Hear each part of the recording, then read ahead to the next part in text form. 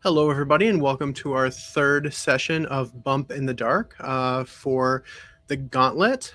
You can check out the Gauntlet at gauntlet-rpg.com. And welcome, I am Jex. I use they, them pronouns, and I will be your keeper for this session of Bump in the Dark. Let's go around and quick do names and pronouns and brief introduction to the hunters that you'll be seeing today. So going across the bottom of my screen, Thomas, why don't you tell us a little bit about yourself and about Book? Yeah, I'm Thomas. I use he, him pronouns, and I'm playing Book, who is the Raven playbook. They are a former archivist who had to quit university because computers kept whispering about the void to them. Book uses he, they pronouns. Awesome, thank you. And Stephen.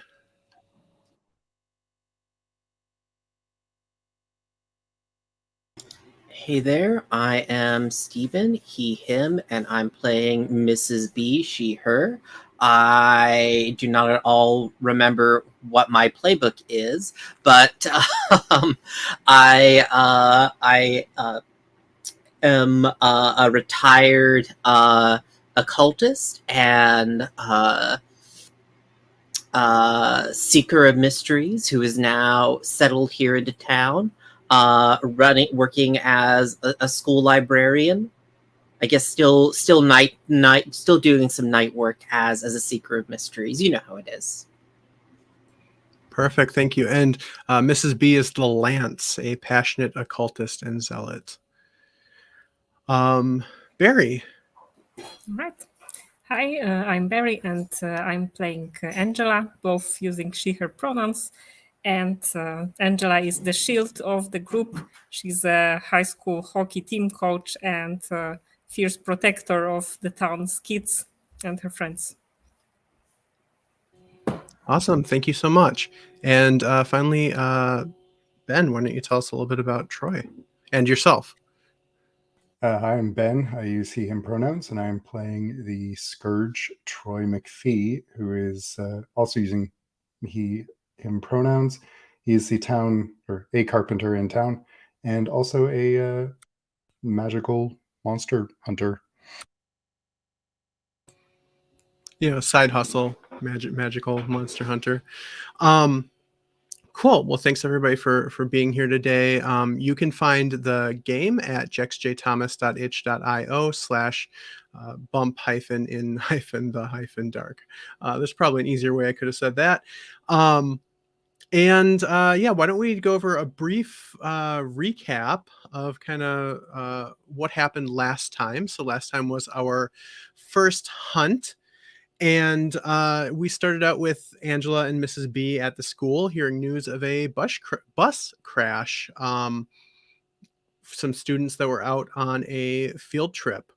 They decided to go to the crash site, leaving poor unsuspecting Donna, a assistant in charge of the class. Meanwhile, Troy picks up Book, who's out walking a dog. And they also head out to the crash site. Sheriff Joe greets them. They do some investigation. They convince the cops to let them check some stuff out. Book and Troy had a talk with the bus driver who had been drinking.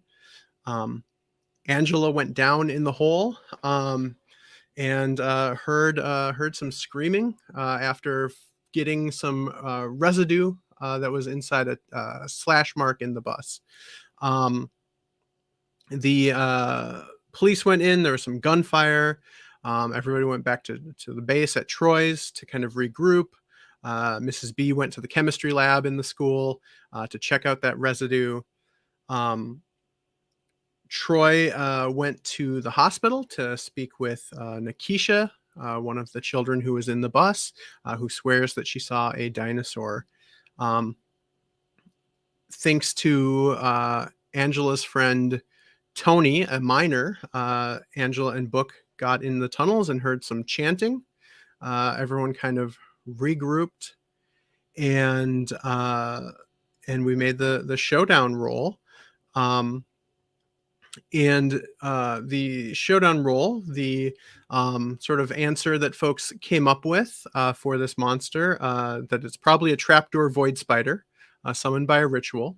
It feeds on fears, and the hunters need to interrupt the ritual. When we left off, they were sneaking into this sort of underground tabernacle, and Mrs. B had just recited some poetry. Looks like we lost Barry for a second. Hopefully she'll be able to make it back. But in the meantime, was there anything that I missed? Any details you would like to fill in? Anything important that I skipped over? Do we still have the dog? I was No. wondering about that. I think it's been enough time that I've had to return the dog. Okay. So the very last beat was Mrs. B flexing some special ability that lets her kind of make everyone in the room pause, right? Like that's almost like the exact last thing that happened. Yes. Yeah. And I feel like that was a part of some plan that Stephen had in suggesting the next course of action. I thought Stephen, that the rest of you could like sneak through like and disrupt the ritual somehow. And I'm pretty certain that like but there was talk about like Book going like, yeah, now I finally get to save her.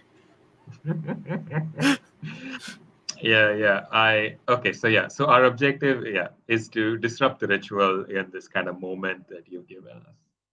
Cool. And we are dressed in cultist uniforms, correct? Yes. Okay. Yeah, I listened to the last couple minutes of last session just to kind of refresh me of exactly where we left off. And I think we actually left off on a sort of what do you do question.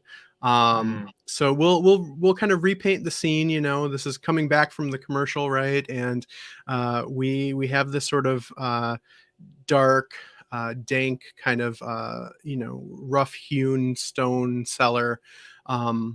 With pews, wooden pews, a few rows of them, and up towards I guess what you would consider the front, sort of across from the door where you came in, or not directly across because you weren't seen coming in. There is a pulpit, I think also made of wood, with a sort of traveling preacher type, who had been giving some sort of spiel to these cultists, all dressed in identical robes, who were in the pews. I think as this as Mrs. B, and we probably come back in with like the final lines of the poem kind of, still sort of ringing out, and everyone kind of looking at Mrs. B, and the three of you sort of have an opportunity to make some kind of move. And I think, you are able to look around a little bit in this time. And Angela, what is something that you notice as you look around the room that tips you off, that I guess aside from the spider, which by the way you don't see in here, but that there's legitimate magic happening? What's something you see that lets you know that?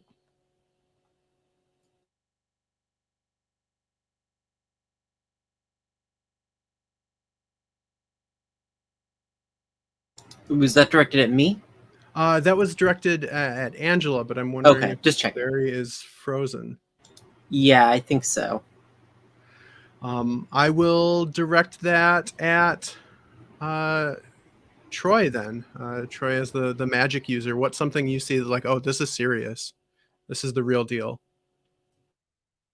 I think that just because Troy is a little more tapped into these sorts of things than maybe the rest. Welcome back. Sorry. I think he can actually see the lines of power in the air, like faint wisps, like smoke. So that kind of looks like smoke. What would be like sort of the TV special effect that lets the viewer know that this is definitely magic? Or it definitely sparkles a little Sparkles, in the sure, light. yeah. And Book, you you look around and you don't see any like obvious technology here, and yet you're still hearing the whispers. Um, what's one thing that you hear the whispers say to you in this room? Um, I think I'm hearing whispers that are talking about Last Pine. I think they're like saying this place is ripe with fear. This place draws us near, or something like that. Yeah. Love it. I love the rhyming too. Whether that was intentional or not, I thought that was good. And Angela, as you look around in this moment before who knows what's going to happen, what tips you off that that some of these cultists might be or that these cultists in general might be a more formidable threat than maybe you would have hoped? So I think maybe you could you can sense some sort of tense energy between the cultists. So rather than kind of maybe Angela is hoping for them to behave like normal people who are kind of lost and confused, but they seem to be singularly focused on the center of the room. And if someone just behaves slightly different, then he's immediately brought into all to act just like everyone else. So they seem to be behaving like one organism rather than separate people. Yeah, exactly so. And Mrs. B, having been a person who just did something unexpected, all eyes are on you. Mechanically, these cultists are momentarily dazed. But I am wondering, as you look up at the preacher, what do you see on the wall behind him that you recognize from your time as a seeker of mysteries?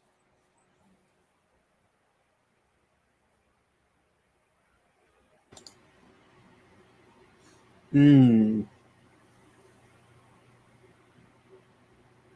I think. I think it is like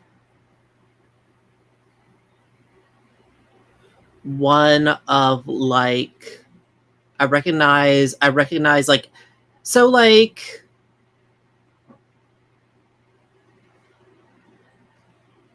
I'm just thinking through here. This preacher, because he used the term, I'm almost imagining he is like this is almost like some kind of like evangelical revival meeting. Oh yeah, I think Yeah. that's the term I was looking for last time that I couldn't remember. Is like revivalist. Like it's Yeah. definitely that kind of a feel. Yeah. Yeah, I think that there is like a big cross, but I think I recognize that like inscribed all along the cross is like one of the glyphs from the Book of Names, which is a thing about my backstory we haven't really gotten into. But I think it is I think it is like the like I'm thinking if I don't want to just say fear because I feel like that's the obvious one. I feel like it's the glyph for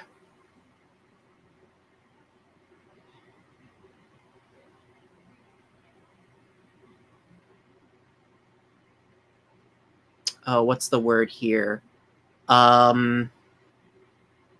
Dominion. Yeah. Yeah. I think the glyph for Dominion is kind of like right across like the top of the cross, and you actually see some other glyphs that look familiar. You see, you do see not a glyph for fear exactly, It's something that you'd probably translate more as like aversion or maybe repulsion. Yeah. And there's one for anguish, and probably a couple other sort of those kind of strong emotions. Yeah, yeah, and so in this moment, everyone's eyes are on Mrs. B as she finishes the final lines of this poem, and the other three, you notice, as you've kind of pulled yourself into these cultist robes, you have an opportunity to make some kind of a move here. Does anyone sort of take lead? What's the play? I think Angela's instinct at the moment is when there is an opening, take it. So she would just lunge forward. So most likely for the preacher, so the one that seems to be leading. But if she can't reach him so easily, then to whoever is blocking the way. To more Great. mainly try to tackle the preacher or whoever else and throw them to the ground. Yeah, I think there's probably going to be an action roll here, right? Because I think you're exactly right that it's not as easy to get to the preacher as maybe you would have hoped. I think this is something that breaks that sort of dazed state that people are in. I think that as you sort of move to close the distance between yourself and the preacher, it's actually there's a moment before anybody reacts, I think, because they are sort of under this spell in a sense, if not a literal spell, then Mrs. B's incredible charisma and charm. And but eventually they do. I think you actually get most of the way there until finally they start pouring out of the pews and start attacking you. I think there's probably, I don't remember how many, if we said how many cultists there were here. Does anybody remember a number? You said dozens. Dozens, yeah. So it's like probably like, maybe let's say like 3 dozen. There's like almost 40 people down here aside from the preacher, and a lot of them are just sort of coming right at you, Angela. And yeah, so I guess sort of depending on whether your goal is to, Which I found really big because we are not a big town. Right. If these are all people from Last Pine, this is bad news. This is really bad news. And yeah, so what do you do here? Your objective was sort of to get to the preacher, and now you have all of these cultists that are just piling on you. So I think I'm just trying then to clear away. If not me, then someone else. So I'm trying to make a corridor through the cultists and so like get an opening further for the big guy. Yeah. So what action do you think that is? I think I'm wrecking through these cultists. Yeah, that sounds about right. Yeah, and so you have 2 in wreck. Would you like to push your luck for a die, make a hear a deal with the darkness? Is anyone specifically helping here? We kind of work through that. Oh, also, I think because everyone was dazed, this is risky and not desperate. I think otherwise this probably would have been desperate, but I think that Mrs. B's action here helps it be just risky. Yeah, so would you like any bonus dice? So does anyone have an idea to maybe assist since we're all together?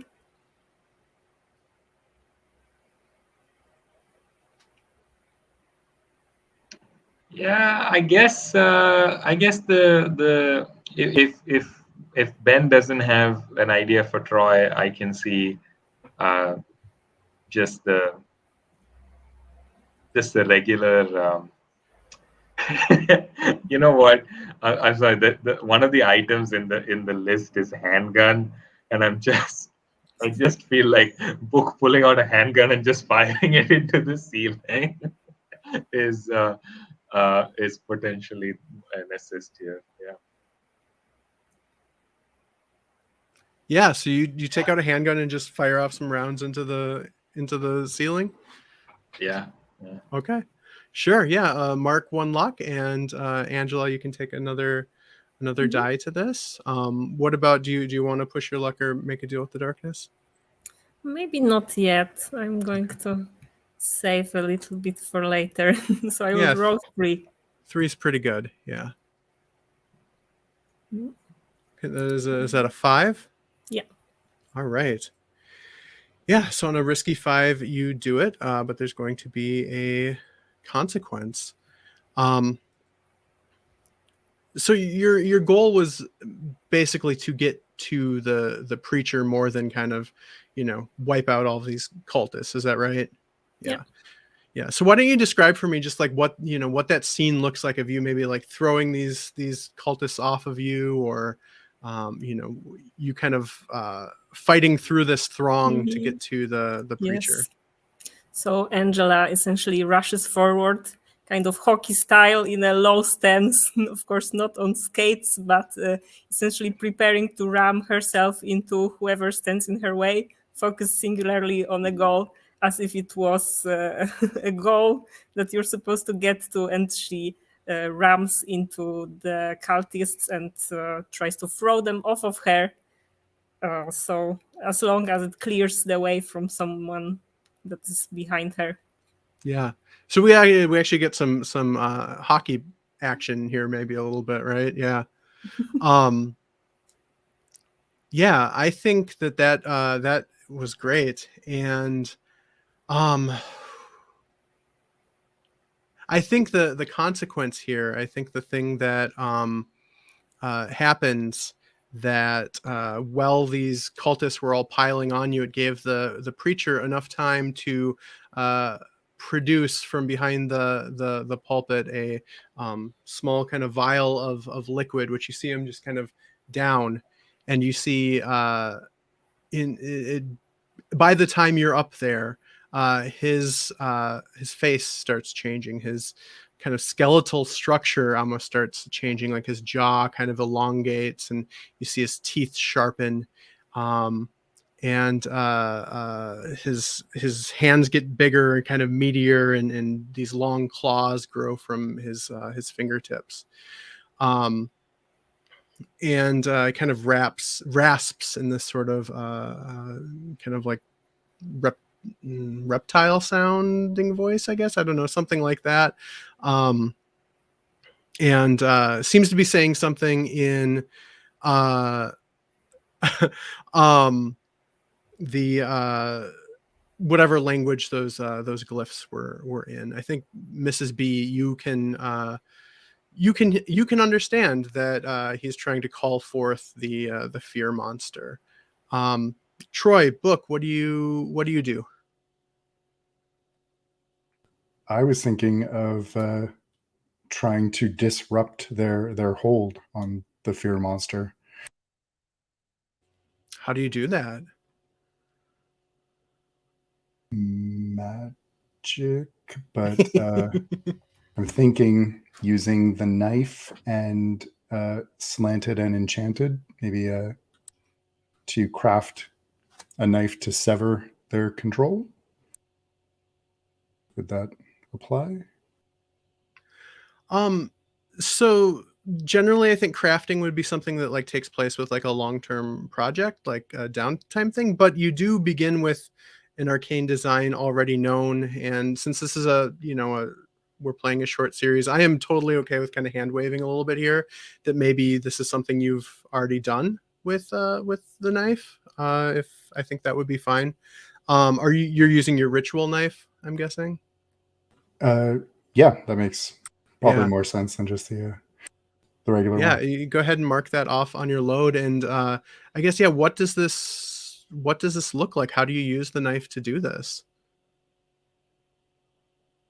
I think anyone looking back at him would see him just kind of reach into the air, grab something that they can't see, and just start trying to saw at it. But from his perspective, he's literally trying to cut one of those glowy, sparkly lines of power. Yeah, cool. I think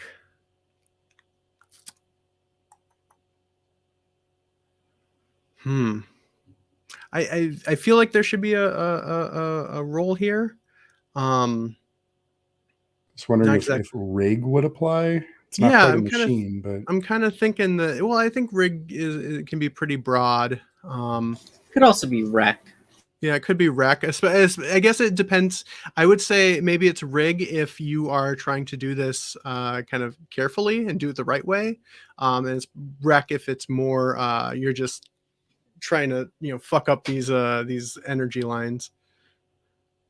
yeah, I think he's trying to not mess this up and somehow give them more power or make the situation worse. Okay.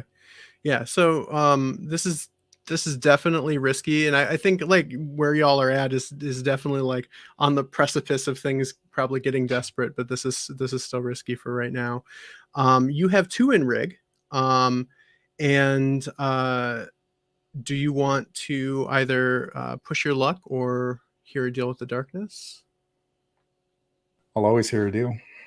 I am going to take a string on you, which is basically this game's replacement for entanglement. So I'd probably pull it this downtime so that something messy happens. Yeah, I'll take that. All right, cool. All right, so that puts you up to 3. Is anyone able to help here?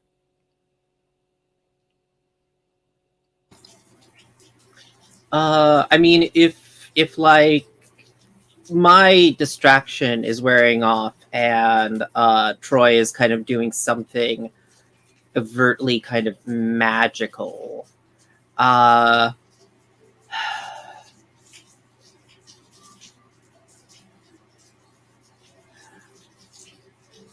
imagine that, like, actually, let me see, what do I have in my rig here? Yeah,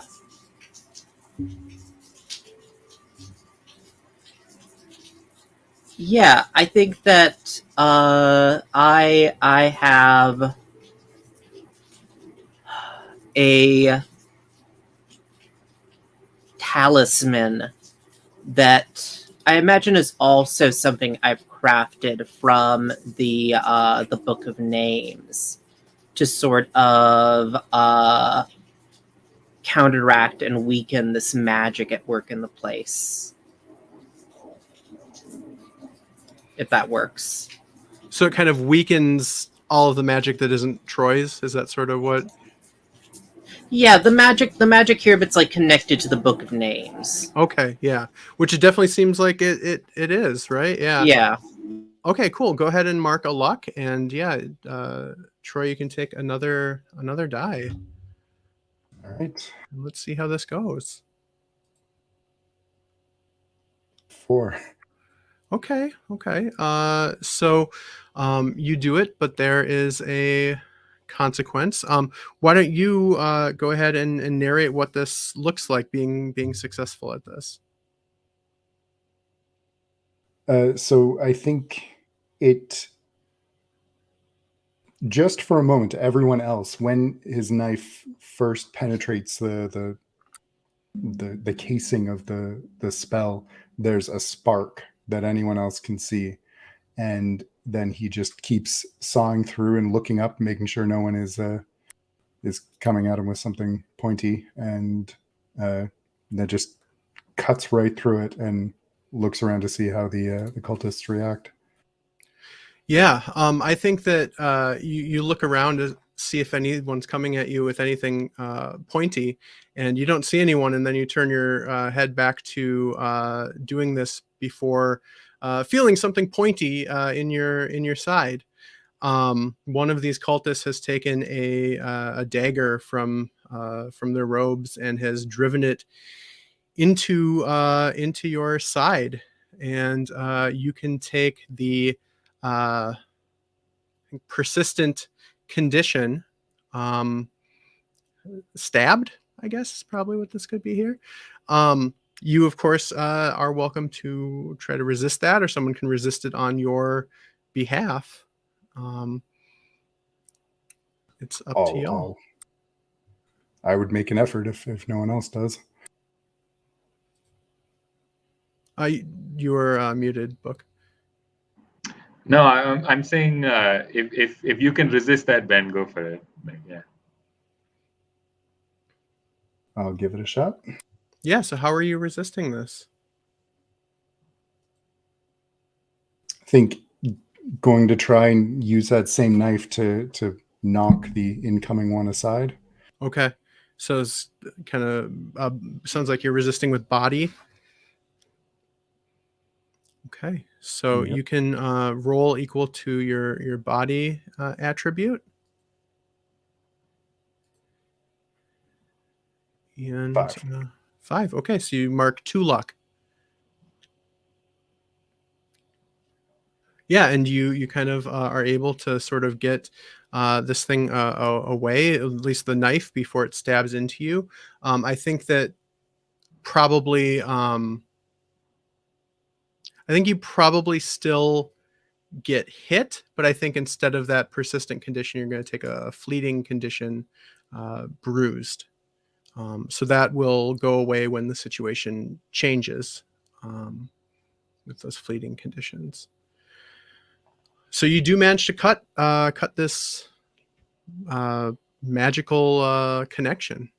I think the hold on one second.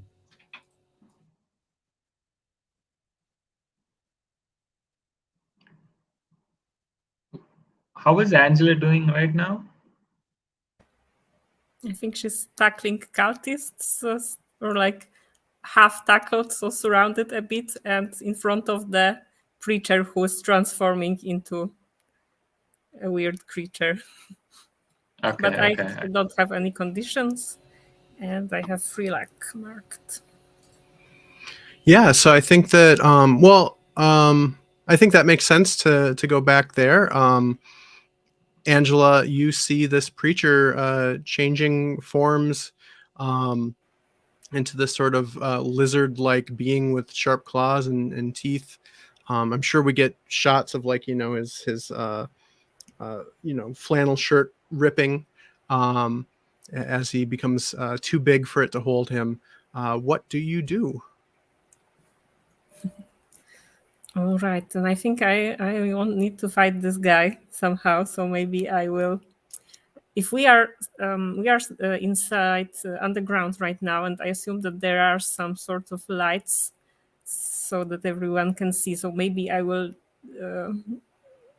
say that I will try to grab some kind of lantern. That's maybe I can say that I would mark this as my load for improvised weapon, and I Sure, would yeah. grab one of the metal lanterns that are in the area, making the slight light that made the cultist able to see. And I will hit him with this improvised weapon to Okay. keep a bit of distance so he doesn't bite me. Okay. Okay. So this is sort of this is more kind of defensive than trying to, like, clobber this guy to death or something. I mean, I don't really. I'm not so careful about not hurting him or anything, but I also don't expect to just beat him like that. So I want to not get my throat ripped apart, but also I don't care not to hurt him. Maybe Sure. something Yeah. like Okay. What action do you? Oh, go ahead. Can I fit something here, Barry? I think I have the setup action for which will make this roll. I think what happens, I'm going to trigger all part of the plan. Okay. Angela is currently surrounded by all these cultists. I think we flash back to the house where Book is talking to Angela and going like, okay, this is where I need you to keep the metal plate. And then we cut back to the present, and Book shoots Angela with the gun. And right at this pre-planned metal plate, so she goes down. Everyone takes their eyes off her, including our preacher here, and potentially charge at Book, who is like who's saying something like, who's like, oh damn, like it's like firing widely. Potentially, that's what it looks like. And I think this gives you 2 dice and improved position if you will use it to smash this guy over the head with a lantern or So set him on probably I fire. can hit him from the back now or something like that. Yeah, I think this definitely would turn it from being defensive into more offensive. Yeah, so book, you can mark off your plot armor, and yeah, this will give you plus 2d from book for assistance here. And yeah, so what action are you rolling? I mean, I have a guess, but I want to hear what I think you it's think. still wreck, right? Does it work? Yeah, I think it's probably still wreck. Yeah. So you have 2 in rec, and you just got 2 dice from book for helping. This is I think this is risky still. I don't think that move specifically says it improves position, does it? It does. When you act on this prep, gain improved position. Oh, okay. Yeah, so I guess this is a safe position. And I mean, I think it's fair for you to have upgraded us to desperate at this point. yeah, So that's kind of where I was Yeah. feeling. Yeah. Yeah. I mean, this creature has transformed more or less. Yeah. And I think that, there's still several dozen cultists here. But yeah, I mean, I think that's part of why Book is able to do this, though, right? It's because they maybe just assume another one of the cultists had brought a gun and is trying to take this person out. Yeah, I think it is. Yeah, I think we are at risky. And yeah, so that puts you at 4 dice. Do you also want to push your luck, or I make a think deal with 4 the should be darkness? fine, hopefully. Famous last I will words, roll. right?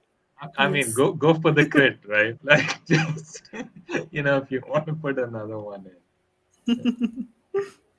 Maybe I will push my luck. It seems like the kind of move. Okay, I will roll 5 dice and I will push my luck. Nice. Why not?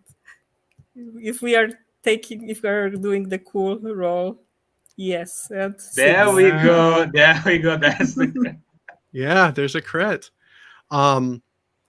Yeah, so on a risky critical, you succeed as if in a safe position, which means you accomplish more than expected. Once you start narrating this success, and then we can figure out what that benefit might be. So I think, as Thomas mentioned, when we execute the plan, first Book shoots, Angela drops to the ground. The lizard creature preacher man is distracted by this. He thinks that, all right, the immediate danger is gone, and he starts to move towards Book, at which moment Angela, now behind him, is able to stand up and hit him with, perhaps in the head, if this is a critical success, with the metal lantern that was nearby. Yeah. I think this monster sort of the preacher kind of claws at you and snaps his jaw, but you're too fast, and he was too distracted by what happened, and you clobber him in the head. I think that he's at least temporarily incapacitated. I don't know if you've knocked him out or he's just kind of dazed. At this point, the cultists seem to be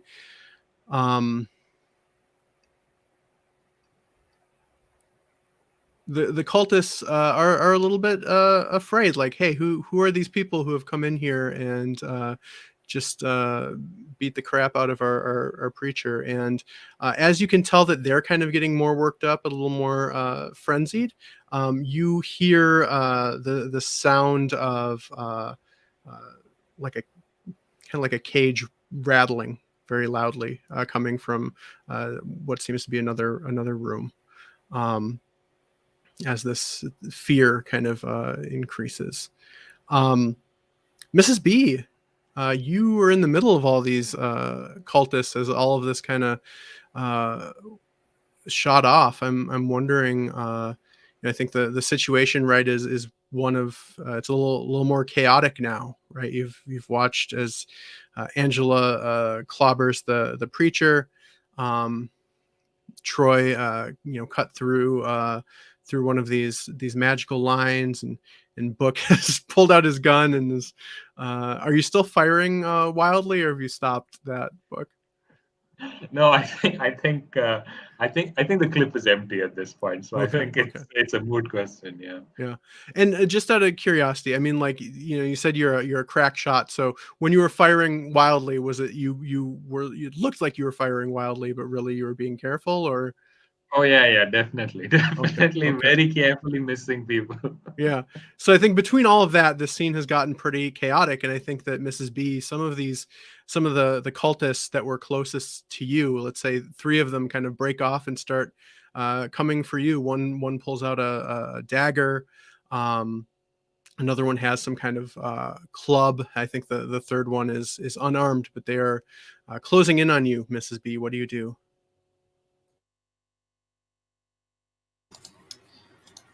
Oh, what happens when my luck track fills up? I get a doom, right? But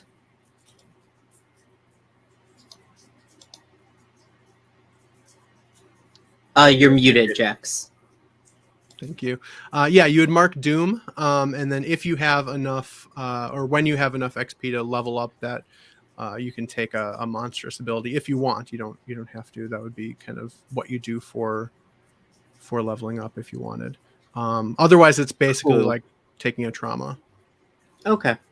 Does your luck reset? Do you get kicked out of the scene? Anything else happen? Yeah. So that's thank you. Let me read. Let's read through that. So luck always runs out, and when it does, you're one step closer to being doomed. You hear the ghastly call of the void and let some of the darkness into your heart. So actually what happens when you fill your luck track, mark doom, if you give in to your inner darkness, for example, you lash out, hurt someone you care about, or go too far, you stay in the scene. If you hold off the darkness inside you, you take a final action with improved position before collapsing, being left for dead, or otherwise being temporarily taken out of the scene, only to come back later changed. Touching the darkness always changes you in some way. Modify one of your beliefs to reflect this and clear your luck track. Your solace has also been satisfied for the next downtime. Cool. Okay. I guess I will, because I think any of my options here are going to mean I'm going to need to push my luck probably. I think that I like hold my talisman up and I pull out, what does it say here? Crystals. I pull out a holy a occult relic with my other hand. Mm. And I think it is a. I actually will retcon it and say that book I was reading from actually is my occult relic. It is like an original folio of William Blake, and I shout,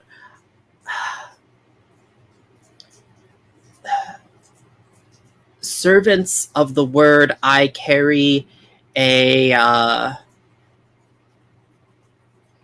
ward. I carry the book and the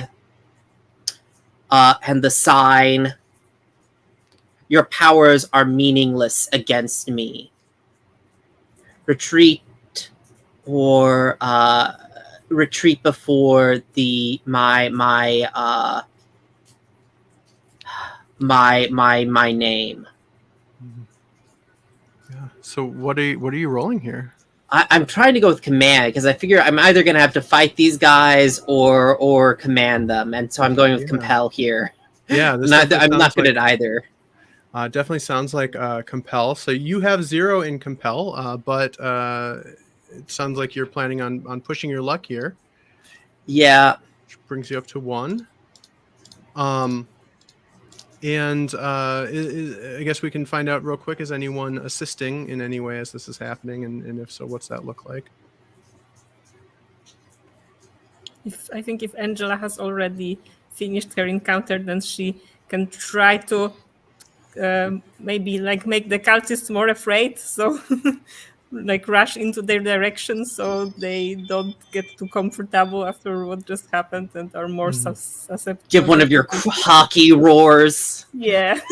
So she just charges towards. Yeah, imagine it's like that, Makes them go towards Mrs. B. Nice. Yeah, so go ahead and take another die there. So that brings you up to 2 dice. And are you going to give in to your inner darkness or hold off the darkness inside you?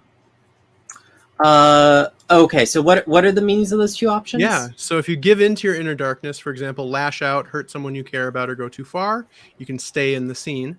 Or if you hold off the darkness inside you, you take a final action with improved position before collapsing, left for dead, otherwise taken out of the scene, only to come back later. I think at this point I'm going to with improved position, right? I feel like we're hitting the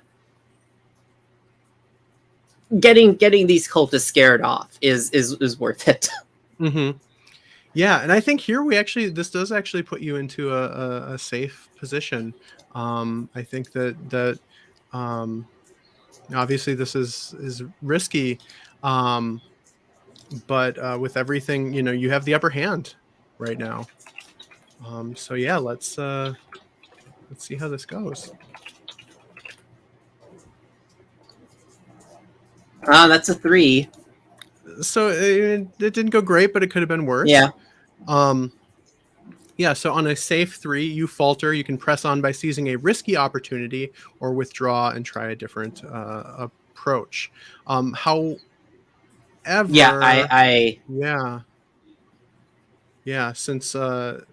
since you chose to kind of be taken out of the scene, what does that look like, do you think?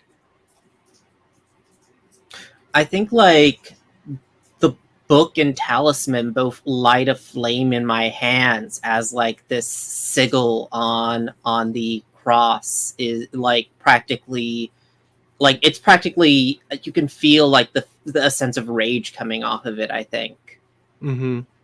Yeah. And how does Mrs. B react to that? I think I feel like it's like whatever powers here strike against me, and I think I fall to my knees and then collapse. Are you afraid?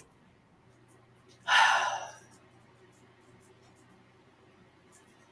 think I mentioned the Dominion. I think I almost feel like my will break against it. Yeah. And I think that for Mrs. we kind of get this from Mrs. B's perspective, right? It's like, like how it kind of is in a movie or a TV show where like a bomb goes off and we kind of get the ringing a little bit. It's sort of like that, like everything's kind of muffled around you. And then it cuts back in from the perspective of the others of this sound of something is like seriously banging against this cage now, trying to get out. I think, Book, you see one of the cultists break off and move in the direction of the cave, or the cage rather. You're kind of off towards this other room where the sound is coming from. What do you do? I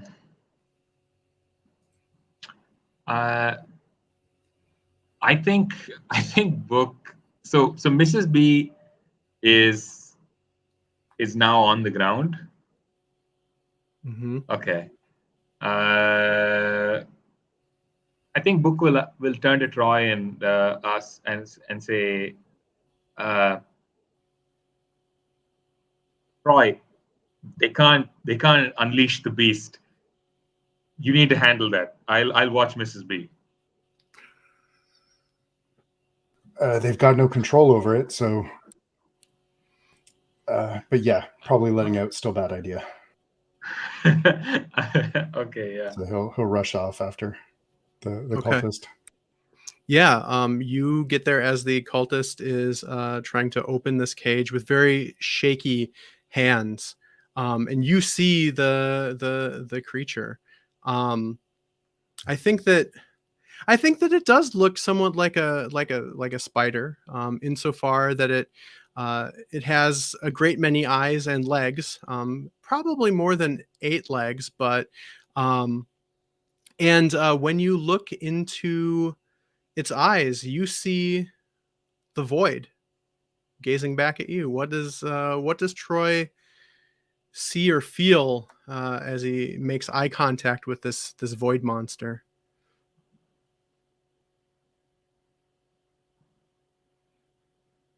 Kind of a deep bone cold, Mm-hmm. and the urge to just stop. Mm. Yeah. I think that if I'm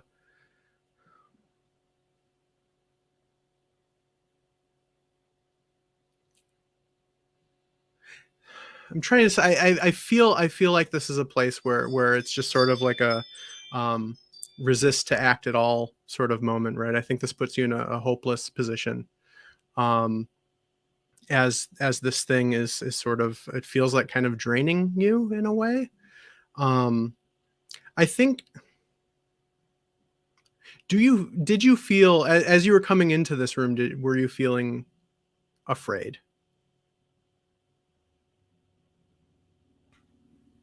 Probably a little, but Yeah. I think he may have underestimated just how big this thing would be. Yeah. Yeah. So I think it actually doesn't seem like it's, at first, I mean, it's looking at you, but it doesn't seem interested in you. But then as you kind of stare into its eyes, it you feel this bone cold, and it feels like something is being drained out of you. This is a feeling like you've never experienced before. Um, Actually, I take that back. There is a time that you felt similar to this, and this is when you found out that your parents were dead. So if you want to do anything here with this spider, you're going to have to resist its hold in some way. Yeah. Let's resist. Yeah, what's that look like? I think it's going to be heart, because I think what he's resisting is, so connect is opening yourself or others to the void, and I think he's resisting losing himself to the void while trying to, if no one else is controlling this thing, maybe he can. Yeah. Yeah. I think that makes sense. And yeah, connect is works on a couple of levels, right? It's both like connecting one-on-one with a person, but also opening yourself up to the void. And I think that makes sense here as sort of how to flavor this. And heart, you have 3 in for resistance, due to Forged in the Fire, which actually makes a ton of sense here too, right? Because that's who was lost. So yeah, go ahead and resist.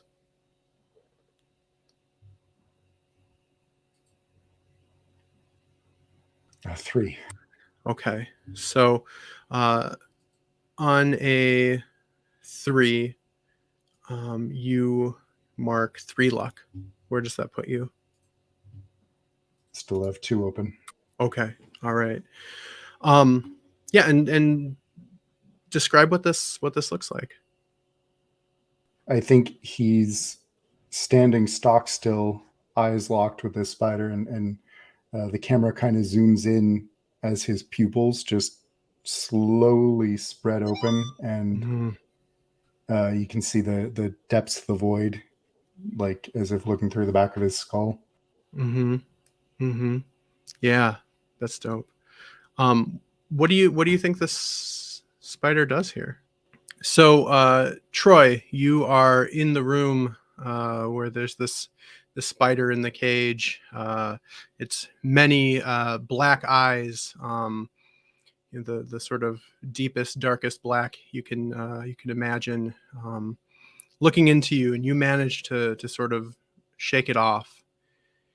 And I don't know if you even notice actually that you seem to have control over it, at least in this moment. But you feel kind of like a pull. What do you want it to do?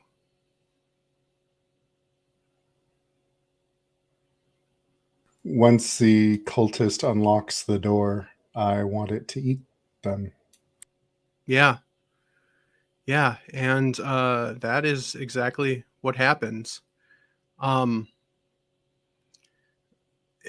If this thing feeds on fear as its primary source of sustenance, it certainly it doesn't mind feeding on a cultist here either. I think it's as soon as the cultist opens the cage, we get sort of a close up on their face, just sort of going, pale as a sheet, and probably this is a place where the camera kind of turns away, and we just get like these sort of like crunching sounds and screams. The three of you in the other room, the scene is very chaotic. The cultists are kind of not sure what to do. They're sort of running around. Some of them are trying to flee, going out that back door that you came in through. I think there's it's now you notice that so this room that the spider is in is to the left of kind of where the pulpit is, and then you notice actually to the right there's some stairs that seem to be going up, and there's some cultists that are running towards that. And then you hear absolutely blood-curdling screams and disgusting sounds coming from the room that Troy just went into. What do you do? I'm going to actually point that one at Angela. What do you do here? Okay, so we see some cultists escaping. Some are still in the room, but no one is attacking us. So essentially, I have freedom to go pretty wherever much I want to go. All right, so I think I will find these blood-curdling noises concerning, and I will head over to Troy to see how he's doing. Yeah, Troy, what does Angela find as she enters this room? I think Troy is still just standing there, kind of unnaturally still, and eyes locked with the spider as he's trying to negotiate what it's going to do now. Yeah, and I think that we get a shot of it, kind of as it's finishing feasting on this corpse, right? It kind of like has blood all over its mandibles. And we probably get a clear shot too of the where the broken mandible was, and kind of like looks up at you and like cocks its head a little bit to the side. And Angela, you can feel as this thing looks up away from this cultist that it's been snacking on, you can feel like a cold draft. It's not quite that bone-chilling cold that Troy felt, but you feel like sort of a draft in the room. Yeah, so that's the scene, Angela. Troy is just sort of standing there looking this thing in the eyes as it finishes feasting on a cultist. What do you do? Troy, what is happening here? I want to wave my hand in front of him just to see if he will react, if he's catatonic, what's happening, if he's hypnotized. So I essentially break your eye contact for a second, maybe not so long, but for a moment. I think Troy doesn't really move. His eyes he doesn't blink, but he just kind of grounds out like, I got it, I think.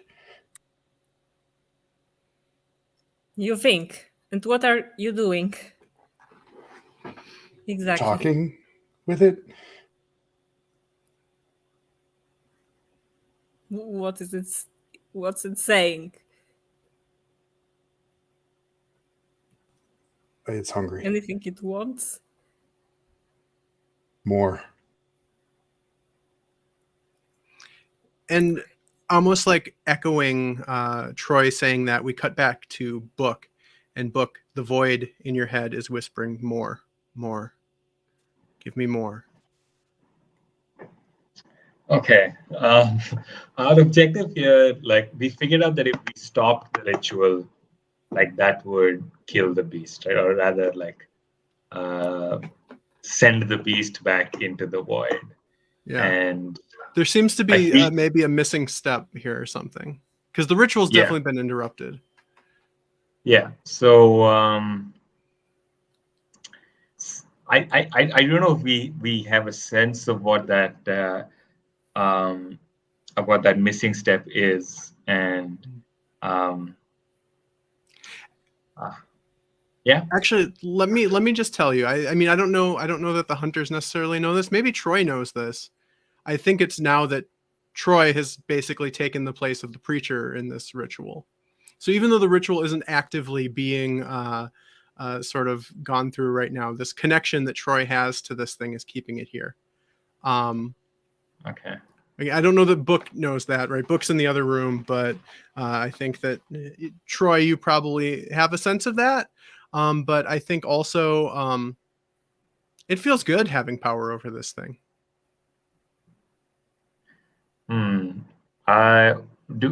Stephen, what was Mrs. B using as a relic? What did that thing do again? What did the thing do? Yeah. I was using one like sigil. In one hand, I was using like a sign taken from the Book of Names to sort of try to counteract the power of this weird cross, and in the other, I had a folio of William Blake poetry. Okay. Can I say that I try to grab whatever Mrs. B was using? Yeah, they set on fire, so maybe you grab them out of my hand and like stamp them out. Okay, cool. They're on fire. Yeah, I think I grabbed them. I put out the fires definitely, and then I grabbed them, and I think I'm going to. The way I'm thinking about this is like I think Mrs. B was trying to do something, and it didn't work, so I'm going to try to do it. And my hope is that once I try to use it to connect with the void, I understand this whole connection between Troy and this beastie, and potentially snuff that out.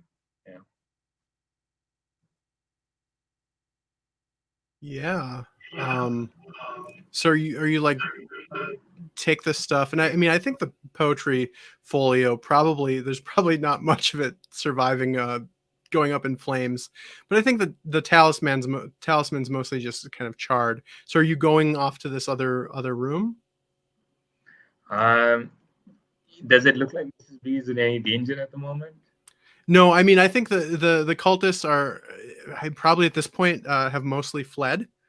Okay. There's probably one that's trying to kind of take care, one or two that are trying to take care of the preacher. I will say this, you can probably be pretty sure that if you go to check out what's going on in the other room, Mrs. B is going to be safe, but any opportunity to sort of apprehend the preacher or any of these cultists will be completely gone. Yeah, that's a good choice. We have clocked the preacher's face though, right? Like there's no reason to say that we haven't. Yeah. You have done what? We've seen the preacher's face, like yes. We have identified. Yeah. Like, and I think actually we probably get a scene as these people are sort of taking care of him, of his face kind of his bones reassembling themselves in the right order and kind of turning back into a sort of normal human face. Okay, so then I think I grab the sigil out of Mrs. B's hands. I go and grab the cross, like the weird occult cross hanging behind the preacher. Okay, it's huge. Like it's like a huge cross that's hanging up behind the. Like huge as in one person can't carry this cross, or huge as in like. I mean, I think it's one hard, person but could. I think one person could carry it, but it's gonna, it'd be an awkward thing to carry, probably. mm, um,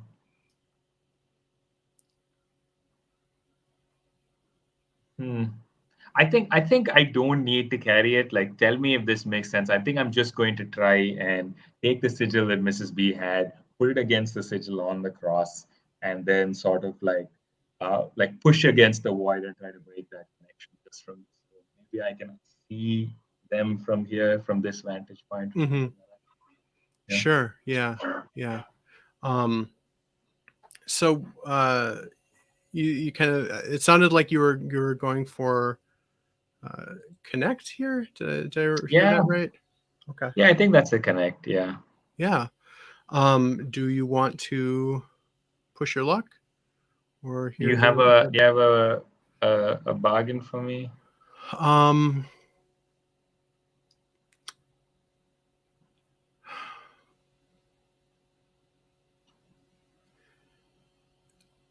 This piece of the void that's whispering to you now, that's a little bit different than the other voices that had been whispering to you, is going to stay with you. Um, you're going to have a connection to this creature, even if it's no longer, even if you've been able to sort of dispel it back to wherever it's from. Yeah, that sounds bad. I'll take it. Like, yeah, it Great. sounds like a really bad idea. Uh, cool. So I think I'm at 2 dice, and I think that's yeah, I think that's the best I can do. Yeah. Mm-hmm. Okay. Yeah, and this is risky. Okay. So Okay. yeah, on a 5, you do it. There's going to be a consequence. But Book, why don't you describe what it looks like for this thing to be dispelled? Yeah, I'm putting that sigil against this one. I'm kind of pushing against the void, and I think what we see is Troy making eye contact with this thing, and then uh, like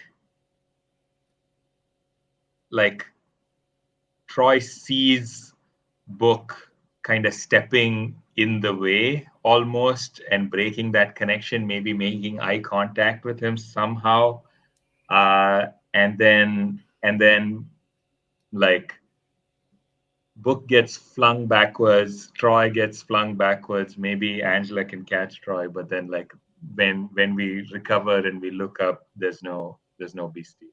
Okay. Gone. Yeah. I think we hear a terrible shrieking sound. And Troy, what does it feel like to have this connection broken? Like, well, he had so much power for a few minutes there, Mm-hmm. and now it's gone. He's feeling a little relieved and also resentful. Mm-hmm. Mm-hmm. Yeah. That cold that you were feeling uh, isn't entirely gone. This thing is for sure.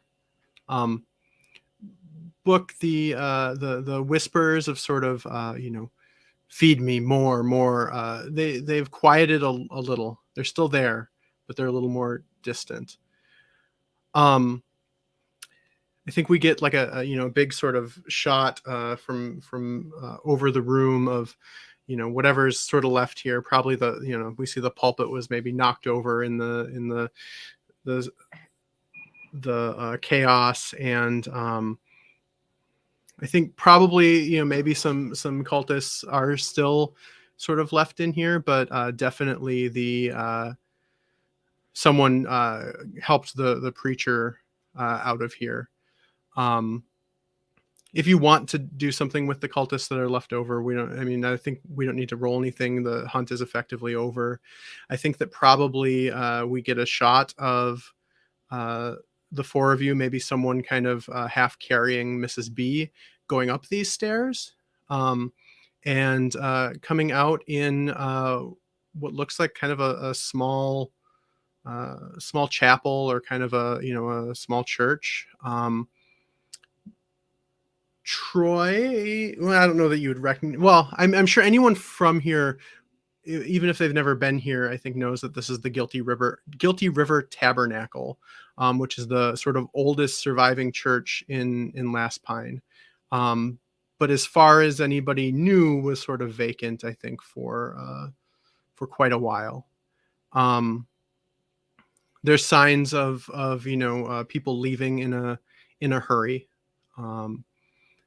And yeah, as sort of this as this kind of episode draws to a close, and before we start downtime, what's maybe a kind of a last shot we get of each of you as the episode sort of ends? Just anybody who has an idea can go ahead and go. I think Angela, when before we leave, or before we kind of part ways with the cultist, is trying to see if she recognizes anyone, if it's any one of the townspeople, so just checking who that is, and trying to figure out how are they doing, if they were in on it for sure, if they understood, or if maybe they regret what they got into. And if yes, she will try to get them out as well and make sure they are okay. Okay. Yeah, I think maybe we get a shot of you, going outside, and you actually find one that's like sort of, hiding behind something, or hiding behind a shrub or something, and you pull the hood down, and yeah, you recognize them as a townsperson. I don't have my name generator up.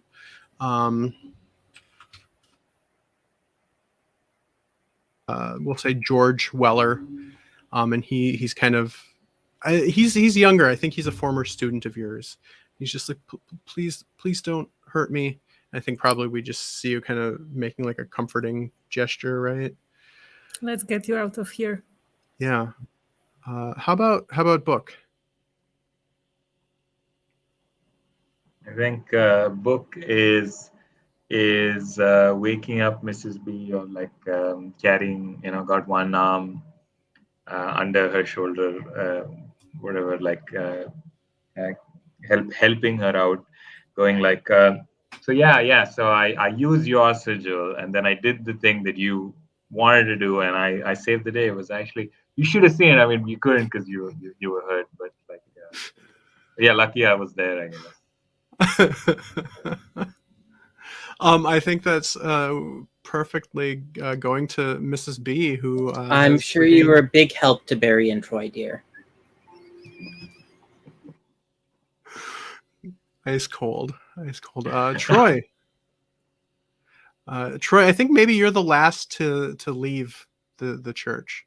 We kind of have a shot of you standing in here by yourself. What do we see?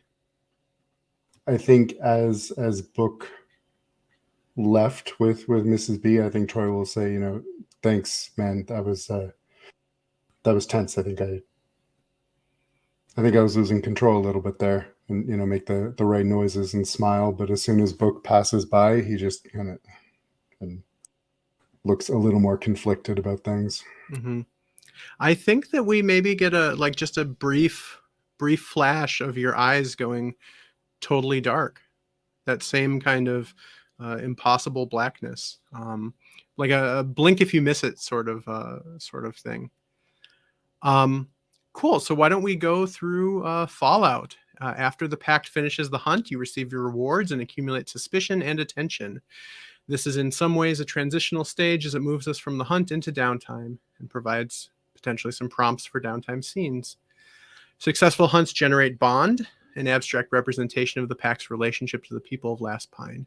You earn 2 bond per hunt by default, as long as the hunt was successful. I think the hunt was successful. You can gain 1 additional bond each if you impressed an important NPC or took space to treat regular folks well.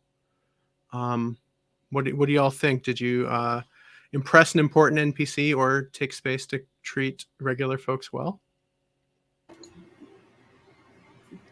feel like we saw Angela doing that at the end. Mhm. Yeah. And also Book by when pretending to fire wildly, not actually hurting anybody. Yeah, so I think that you can take 3 bond total, so the 2 default and 1 extra for treating regular folks well. So if someone wants to mark that on the pact sheet, go ahead. And then Alarm, with some important exceptions. The people of Ontonagon don't want to believe in monsters and other strange phenomena. Many of them could not handle the truth that the uncanny is real, the darkness is coming. A hunt might have witnesses. There's always evidence left behind. To reflect this, your pack generates alarm as you go on hunts. After a hunt, your alarm is calculated according to the nature of the hunt. There are also certain actions or items that garner additional attention. So 0 alarm, it was smooth and quiet, low exposure. 2 alarmed, it was contained or standard exposure. 4 alarm, loud and chaotic, high exposure. 6 alarm, wild, devastating exposure. What do folks think here as kind of your base for alarm? I feel like it was contained. Yeah, it was pretty contained to this weird basement. Yeah. Yeah. +1 alarm if there's public use of firearms or mild to moderate property damage. I don't think this would count as public use of firearms, right? You were down in this sub basement. 2 alarm massive property damage or restricted items used. I don't think. I mean, definitely there was some dark magic adjacent things, but I don't think he used any restricted items. +2 alarm if a regular person was killed, whether the pack did the killing or not. Bodies draw attention. I think that cultist that got chomped here probably counts for that. +3 if you're actively being hunted by monster or faction, no. +5 if it took place in public with witnesses, no. So you can take 4 alarm total for this hunt. I guess maybe there's an argument that a cultist wasn't a regular person, but at least some of these were town folks, so I think that's fair. I don't know, unless someone wants to argue it. Okay. And the only way to reduce alarm is through the quell downtime activity. Clearing levels of panic requires more effort and risk, so it can only be done through long-term projects. And then finally, at the end of the Fallout phase, the Keeper gathers strings. Strings can be pulled during downtime or in future hunts to create extra complications for the hunters. To gather strings, I take up dice equal to the pack's panic level and roll. The panic level is it 0?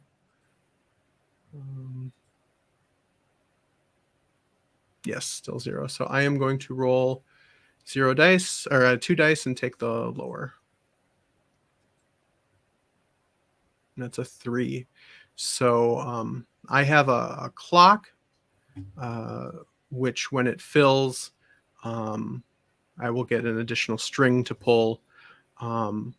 So it is a 6 clock, and I fill in 1 from that. All right. I kind of like to play downtime like it's sort of its own like separate episode of the show a little bit. But also just sort of in the interest of time, we probably can't take as much time with it as I usually like to. But we can still play out some scenes, hopefully. I would like to. I'd be curious what people would like to do. We can free play some scenes. You have 2 downtime activities that you can kind of spend unless you have an ability that gives you an extra. You can spend bond to either bump up the level of a downtime activity result, or to buy another downtime activity. So it's it's probably like a week or so later. Why don't we just quick kind of go through maybe what we would pick up on people doing at the start of this sort of downtime episode, and then we can get into what you want to be doing for your downtime activities. How about this is school is now out, right? Because during that last episode, it was sort of the end of the school year. So what does Angela do during summer vacation? Good question. I think maybe she spends some time in nature, so she likes to go hiking and to really take some time for herself, kind of in the woods. And I think she also likes to take part in some projects around town. Maybe she is involved in a local garden, sometimes as a kind of relaxing activity. Yeah, great, She's great. mostly around nature. Yeah. What do you think Troy is up to in the week following this pretty intense showdown? Yeah, I think he'd probably be seeking some solace, trying to rest up a little bit. Maybe, he probably came closer to the void in this instance than he's ever done it before. So maybe consulting with Book a little bit about what it means. Oh, cool. Yeah, that'll be I think if Book is down for that, that'd be a fun scene to do. So we'll come back to that in a moment. What does Mrs. B do during summer vacation? Oh,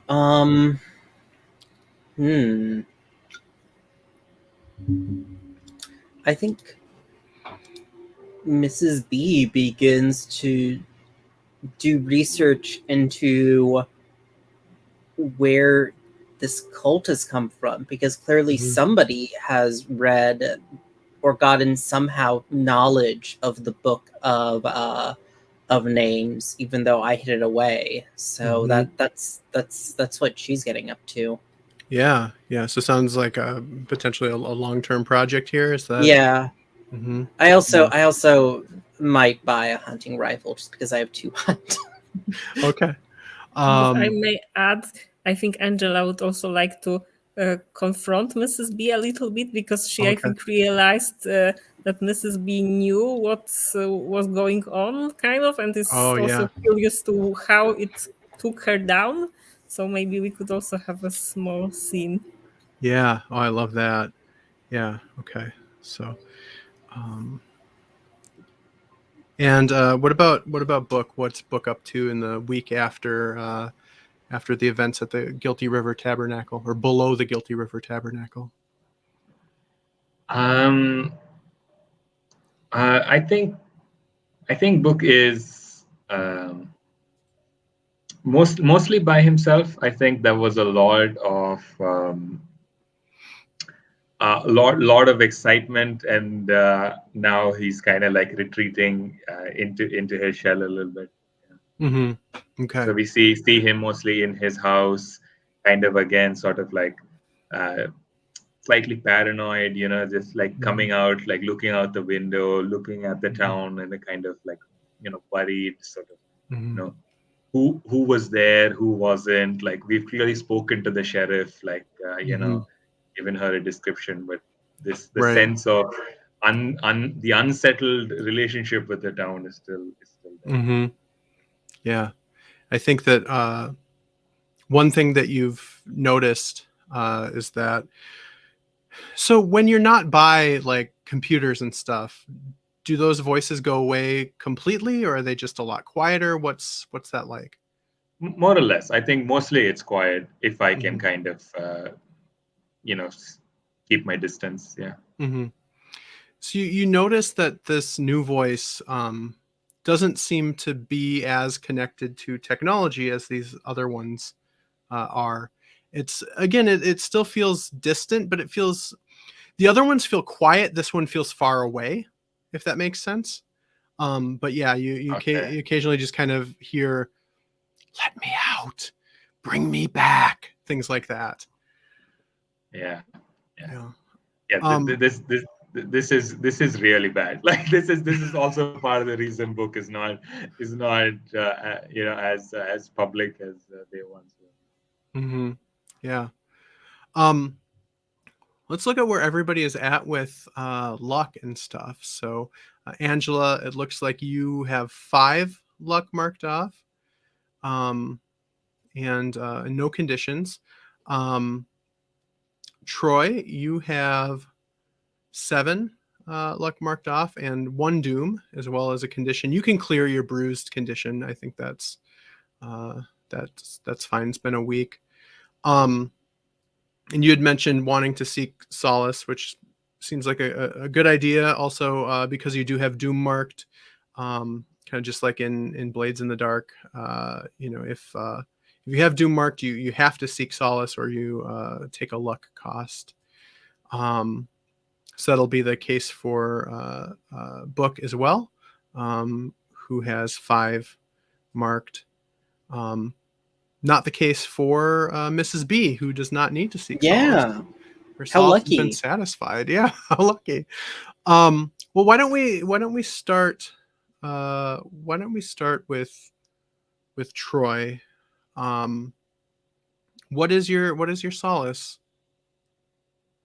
Camaraderie. Okay. So is this you seeking out Book? Yeah. Yeah. Yeah, let's play that out a little bit, and then we can roll and see how that goes.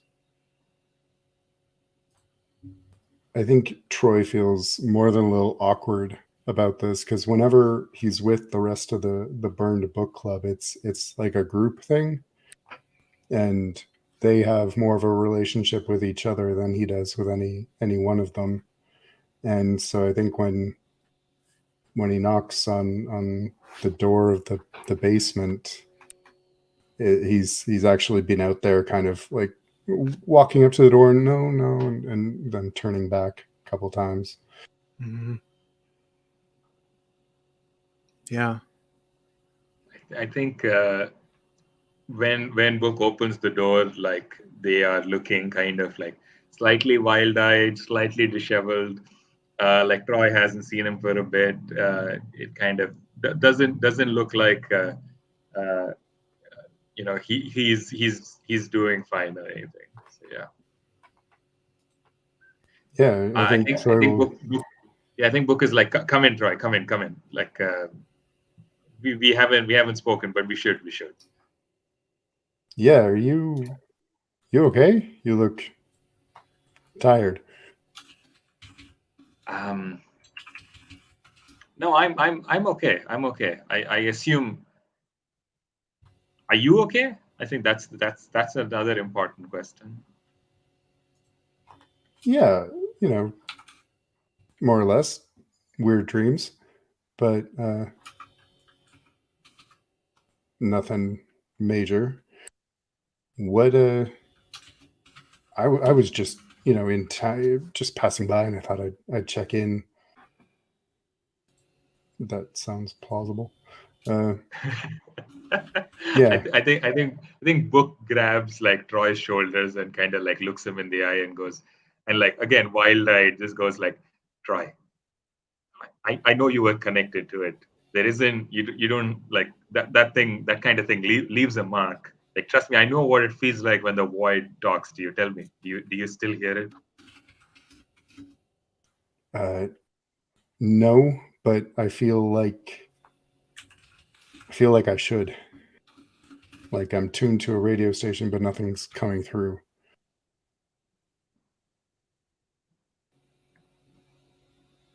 I thought maybe you'd... Is this normal? As far as normal goes here. It's one of the costs of the profession, Troy. Like this, like it happened to your mom. It happens to all of us. Like, like you do your best to kind of cope with it. Don't listen. Troy. Don't. If you listen, it starts sounding persuasive. Don't listen. What does it say to you? I think in the sense of the show, like this is when like so far you've been seeing the scene from like Troy's perspective, and then it shifts to like you seeing the scene from Book's perspective, and it's just like the voice is just in his ear constantly, just going like, let me out, hunger, hunger, hunger. And Book is like, it's it's hard to express, but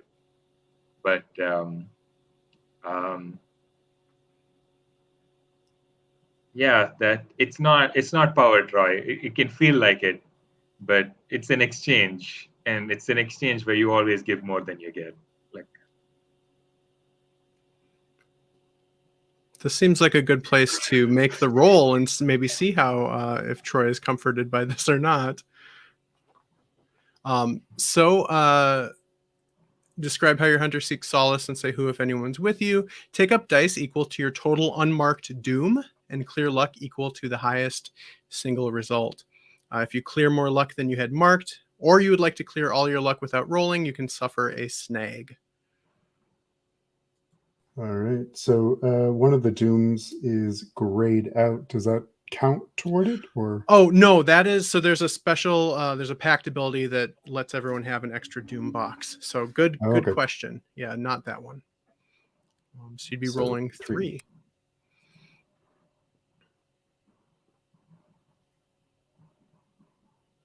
5. All right, so go ahead and clear 5 luck. So this seems. Well, you tell me, Troy. How does this conversation with Book make you feel?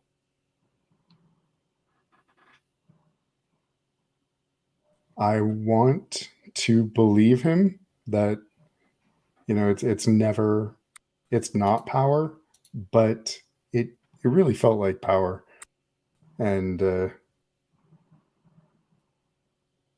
so he'll nod, he'll say yeah, you're right, but in the back of his head he's not as convinced.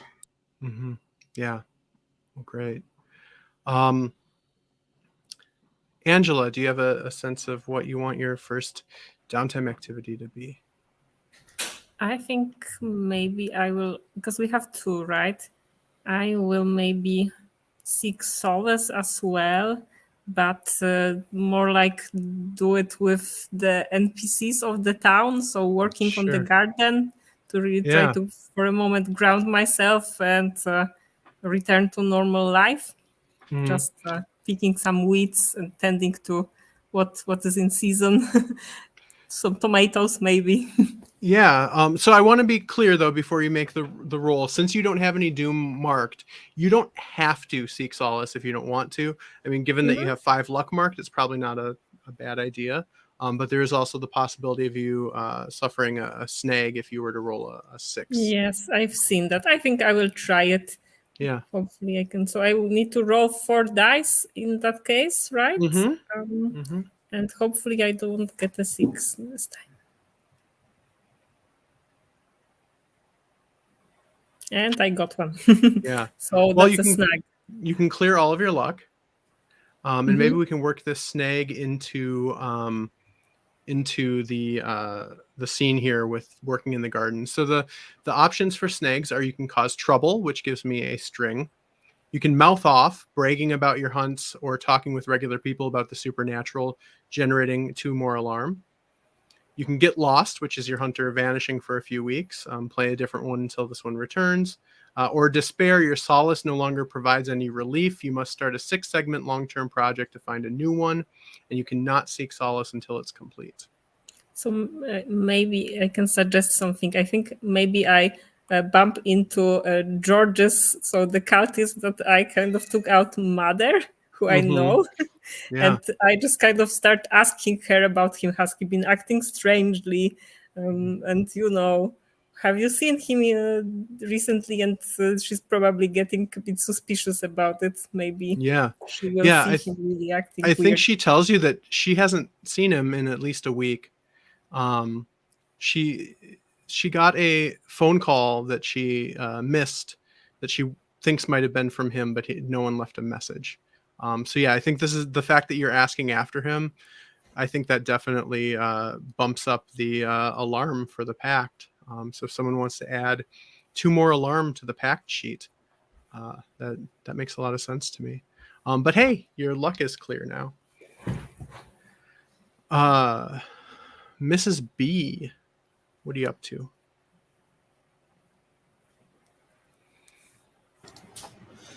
Oh,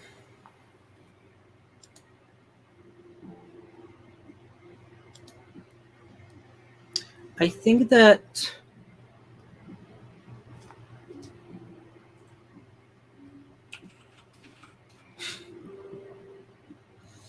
I was just thinking now. I think that, because we're still in like Internet 1.0, I think that exactly while Book is not around, I have booted up the single school computer in the entire school, and I am communicating on one of the really old like RSS message boards for the occult, attempting to look into occurrences of if there are any occurrences of ritual sigils or things matching what we encountered. Yeah, so it sounds like this is a long-term project here, or are you looking more for like, I think that, especially since this is a short run for us, I think this is just a 4 o'clock to find. So are you looking particularly for information on the sigils, or what do we want to call this clock?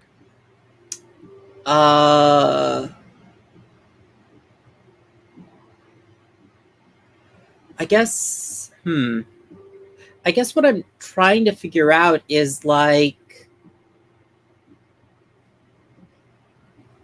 because like I thought that I had sealed away the Book of Names, so I guess like what's up with the Book of Names? Like I'm trying to figure that out.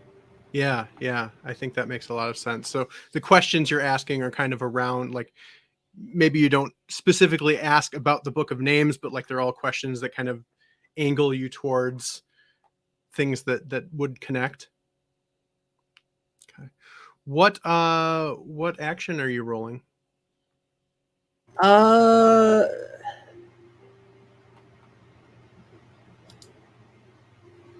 mean, I feel like the internet I kind of brought in for flavor, but I don't know. I guess I feel like I'm probably actually going with connect here because of what I described. Can I make a pitch? Feel free to reject it. But I wonder, since you're being, if you are being, kind of dogged about this and careful, I could be this Hunt. might actually be Hunt. Yeah. Yeah, Hunt makes sense. Sure.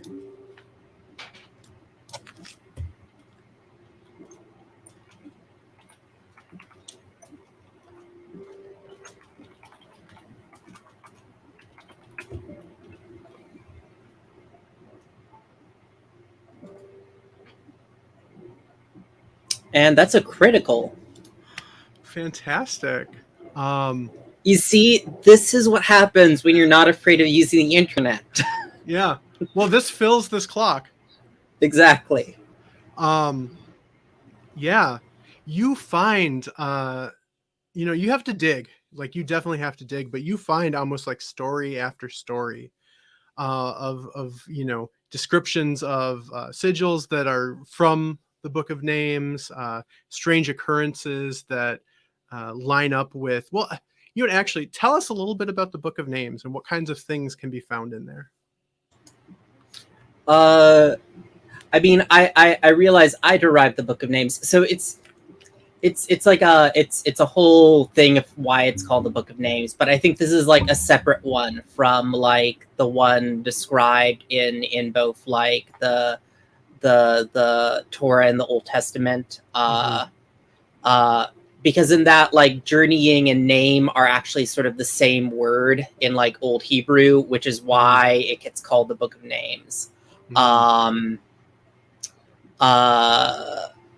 But I think this is like the book written in the, like, at least the occult practice Mrs. B came from, in like the first language, and it's one that like had to be sealed away because it had too much power over the world.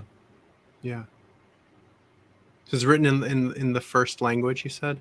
Yes. Yeah. Okay. I think that one thing. And I think actually Mrs. B was the one that opened it the last time before, which is why I said it can't be opened again. Right. Yeah. Oh gosh, I really want to know what happened when you opened it before, but I think we're gonna put a pin in that maybe. That's right. Yeah, Emma. Yeah. Sorry, we were trying to remember Troy's mom's name. Oh yeah, and feel free to add pictures to the NPC tab. If I start doing it while we're playing, then I will just be doing that instead of playing. So feel free to find stuff if you'd like.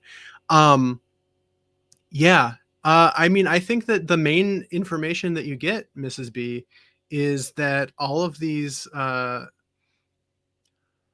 posts you find that feel credible are, you know, describing things that are taking place within like maybe a 200-mile radius of right here. Some a little bit closer to Last Pine, some a little further away. Seems like a decent number of them from Sawyer Harbor, which is kind of the nearby big city and capital of Ontonagon. So whatever's happening here, it's close. Book, what you up to? Yeah, I think Book is seeking solace. His solace is solitude. So he's alone in his room. And I think the scene that we see of Book is just immediately after Troy leaves. Book goes down to his basement, which is sort of like insulated. Like that's the thing, right? Like sort of it's insulated from technology to some extent. It's where he goes to be alone. And I think he's sitting there. He's sitting at his desk, rustling through some papers, and there's a group picture of Angela, Book, Mrs. B, and Emma, Troy's mother. And Book Book picks up the picture and looks at it and says to it, Emma, I think I think I have bad news. I think whatever happened to you is happening to Troy, and I don't think he's listening to me either. Yeah.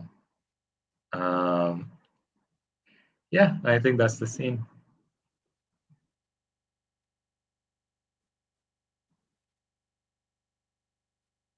Hi, you're muted, Jax.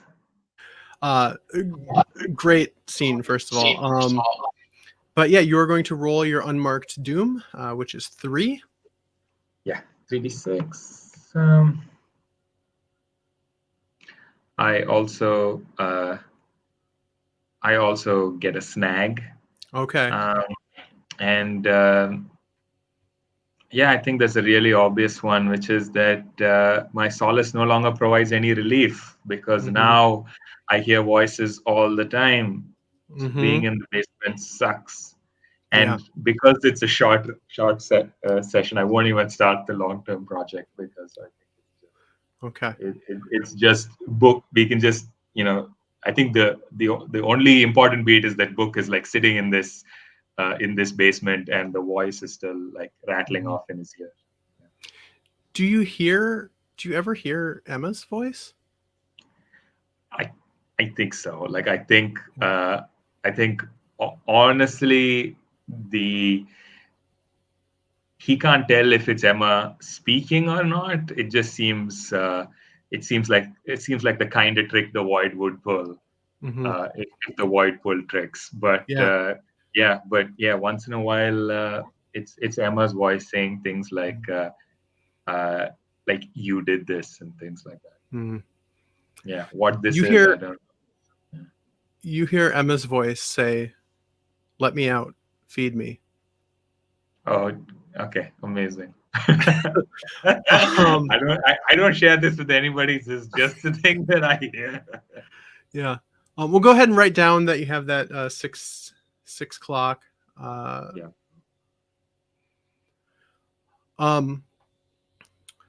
Circling back to Angela, do you have something else you'd like to do here?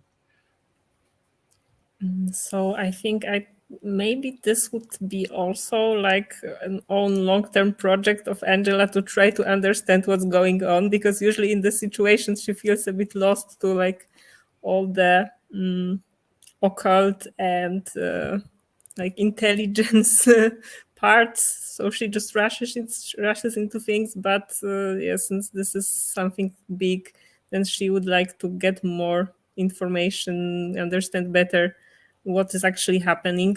And as apart from of that, she wants to go to Mrs. B. So maybe to the library, where she's, I think, often. So we'll get that scene. Mrs. B, is that correct that Angela finds you in the school library, even with school closed for the season? I mean, I think that's where the only computer in school is, and I've been doing my research there. So when Angela shows up, are you on the computer?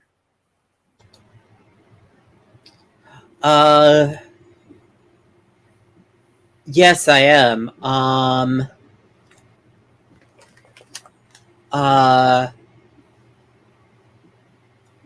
Yes. Oh, hello there, dear. Hang on. I need to just reply to this message from Satan is Power 666.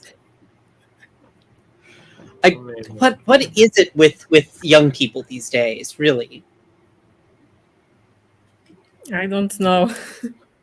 I don't get this. I'm with book that I don't really know how all these forums are they called, right? Forums, how they work. Yes, you see, they're called message boards. Okay. Message boards. It's like, yeah. Don't worry. They'll call them forums in a decade or two. All right. So this Satanist 666. What is he saying? Anything that's actually real, or just some children playing with something bigger than they actually think? Well, he was inferring that I did not know what I was talking about, what on the existence or non-existence. Sorry, this is a bit outside of my research. The existence or non-existence of the Sasquatch. So I had to provide some helpful web addresses where he could find where he could correct himself. Okay. But okay, so Sasquatch is one thing, but no, the Sasquatch is actually several things. They just get often miscategorized as one creature. Sure, B, but please don't lead me on in some entirely different topic, because I came to you to talk about what happened the other night. So I think you had an idea of what's happening there, at least for sure more than me. And I would also like to understand it. So it would be great if you could fill me in on the details on what these sigils are that you were writing, of why this took you out so badly as it did, because I did not expect that to happen. And if this is something really dangerous, then I would like to know what's going on. I'm not just a muscle. I want to know what's going on. Why don't we have you roll for this long-term project? I think that this is probably 6 segments, since it's a big question what's really going on in Last Pine. And I think it's not so much as what's going on in Last Pine, but more like what the cult wants, what's the book what the of cult names, wants. yeah, Okay. exactly, something like that. Because she knows that something's always going on in the Last Pine. It's never just one thing. So right, yeah. but So this what's feels like something from outside, and this is what concerns her. It's not the usual something from the woods. Yeah. Why don't we? I think in interest of making this something that we can possibly complete while we're playing together, we'll have this be another 4:00, and so it sounds like you're mostly trying to get information by talking with Mrs. B and relying on the research that Mrs. B has already done. I want to kind of connect this to my drive of getting into her past a little bit. Yeah, okay. Well, why don't you roll, and we can kind of take it from there. So what action do you think this is? So I think this would be compel. Okay, so you're kind of exert my strength of will on Mrs. Okay. B to like get real with me now. Okay. Don't talk about some interesting stuff, but just get real with me. Okay. Oh, can we just briefly have an exchange that like shows me what that looks like?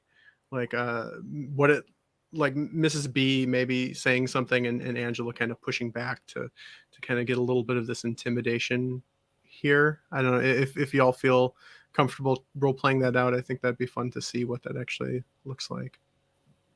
Okay, so maybe I start. I know that you have your own thing that is, of course, your own life. So we don't need to know everything that you've done in the past, all your, occult things. But when this comes to our town, then you could just say it straight, say what it is. It's not just your project to work on as a fun thing. It's something that we all need to concern ourselves with.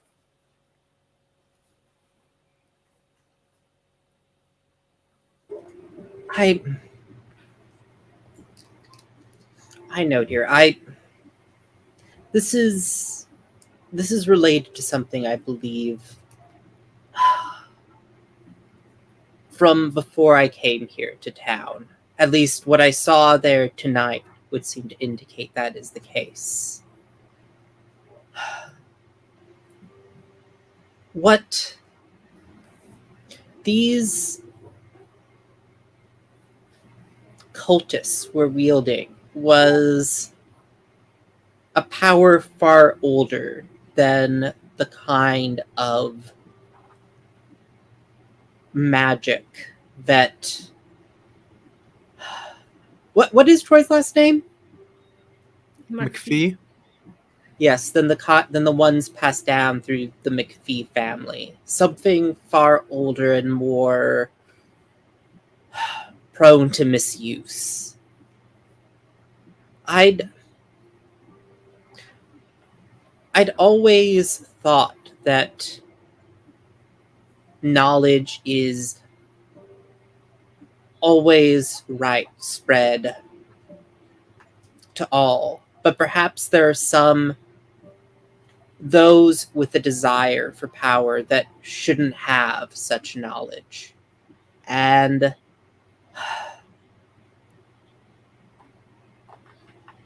that's why I think that sharing this now is safe with you.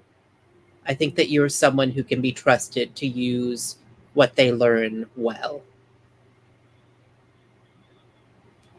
I'm glad you think so. So why don't we make the roll? And we'll see if we add a little bit of information on top of that. But yeah, Mrs. B really opened up there. So do I roll compel? Yeah, if that's the angle you were taking, yeah, definitely. Mm-hmm.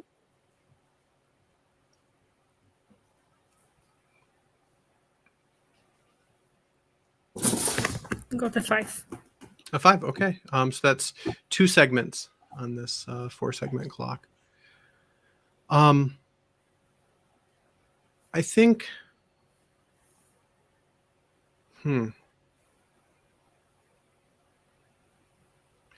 I think that Mrs. B, as you're kind of talking with Angela about this, um, you remember you found a post that you actually didn't take that seriously when you were looking on your own stuff, but now that Angela's kind of trying to ask you about what's going on, you recall a message that I don't remember what bulletin board services were like, but let's say they have some kind of, maybe not a location tag, because I feel like early internet not all about that, but Yeah. the ability to put in where you're from. And someone actually just straight up had put in Last Pine, and was something to the effect of looking for information about. I think this is like, it's just like super like straight up, and it's like it's so straight up that that's kind of why you didn't take it super seriously, Mrs. B. It's just like it's like straight up like, how do I summon a demon kind of thing. And the user ID is Gargoyle from Last Pine. So I think that's what you get for that the 2 clock. Or 2 segments on that clock. Why don't we take our second break? We'll do let's say 5 minutes. Be back at 17 after, and then we'll continue with the rest of the downtime action. All right, Book. What's next for you?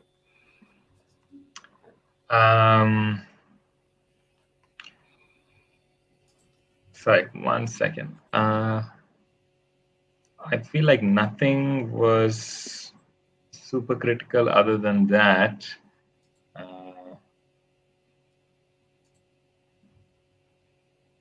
The downtime actions are acquire an asset, quell alarm, work on a long-term project, spend a beat, seek solace, right? Mm-hmm. Yeah. Yeah, I don't have anything. So maybe come back to me and let me think a little bit more. Okay. Troy. Maybe can try checking in with Nikisha and quell alarm. Okay. Get her to agree to keep things quiet. Yeah, I think so. I think that she is definitely out of the hospital now, and at home. So I guess I'm curious. I don't think you need to make any roles here to do this, but just flavor wise, how do you connect with Nikisha while she's on summer vacation? Trying to avoid being too creepy, I think. I mean, maybe she's your neighbor. You have a house in town. Yeah, it could be she lives nearby. Yeah, maybe not next door neighbor. Right. Maybe it's as simple as he sees her on his way back to his house and kind of pulls over and calls out to her. Yeah, I think she kind of drops what she's playing. I think maybe she's probably not playing. She's like sitting in the yard. Like I think they have like a swing on a tree branch, and she was sort of sitting on that reading.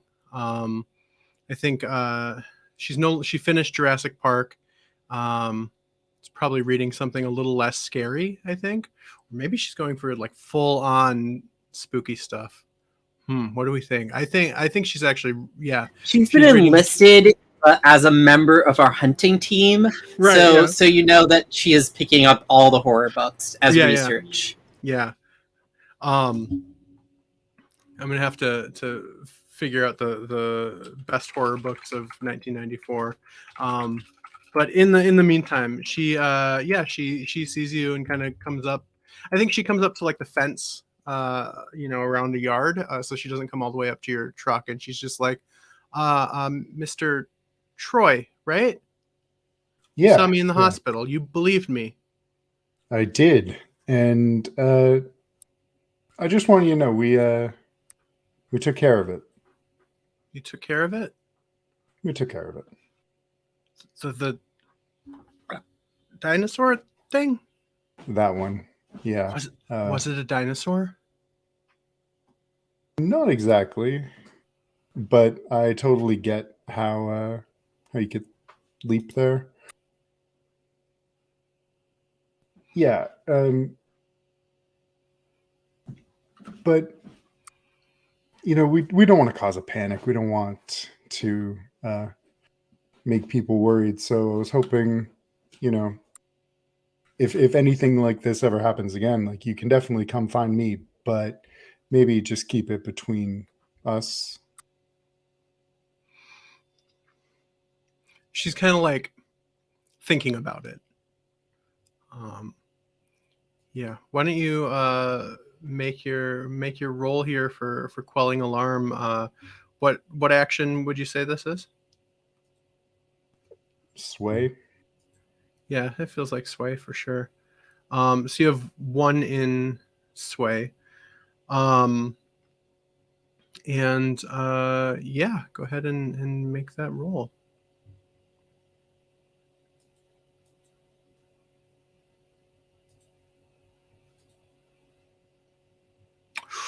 Ooh, Buddy. a 1. Well, it still reduces the alarm by 1. I think what happens here is she's like, okay, I won't tell anyone, but you have to tell me what's going on. What's really going on here? I can do my best. There's a lot I don't understand either. And I think she doesn't say it. I don't know if she even.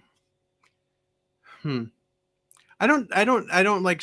She doesn't strike me as someone who'd be like, trying to kind of like strong arm someone necessarily. But I think there is the implication here of like, if you don't keep me in the loop at least a little bit, I'm gonna talk to people.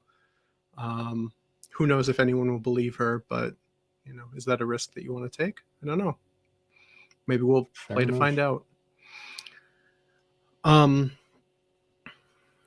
Mrs. B, do you have a second downtime activity you'd like to do? Oh,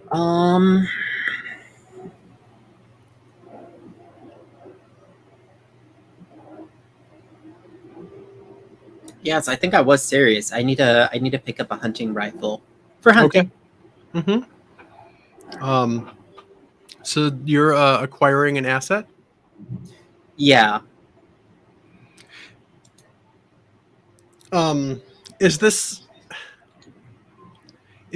a special hunting rifle, or is this just like you go to a regular store and can pick it up? I feel like we could probably make this a special kind of rifle if you'd like.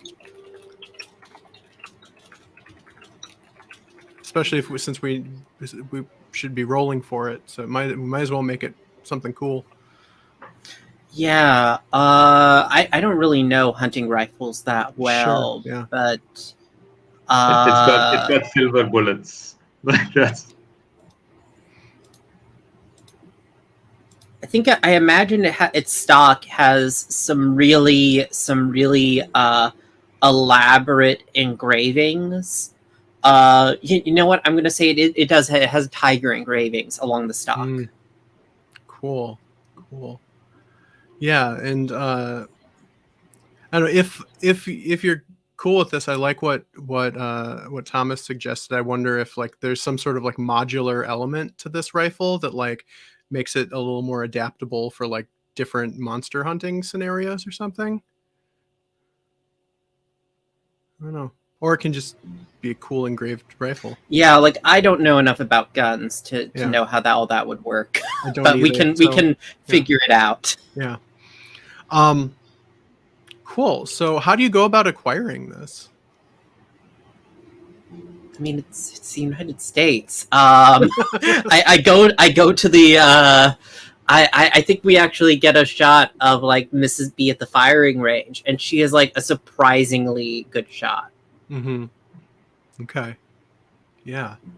Well, the way acquire assets works in this game is you describe how you go about acquiring the asset and roll one of your actions, and the result indicates how many uses of the asset you'll get.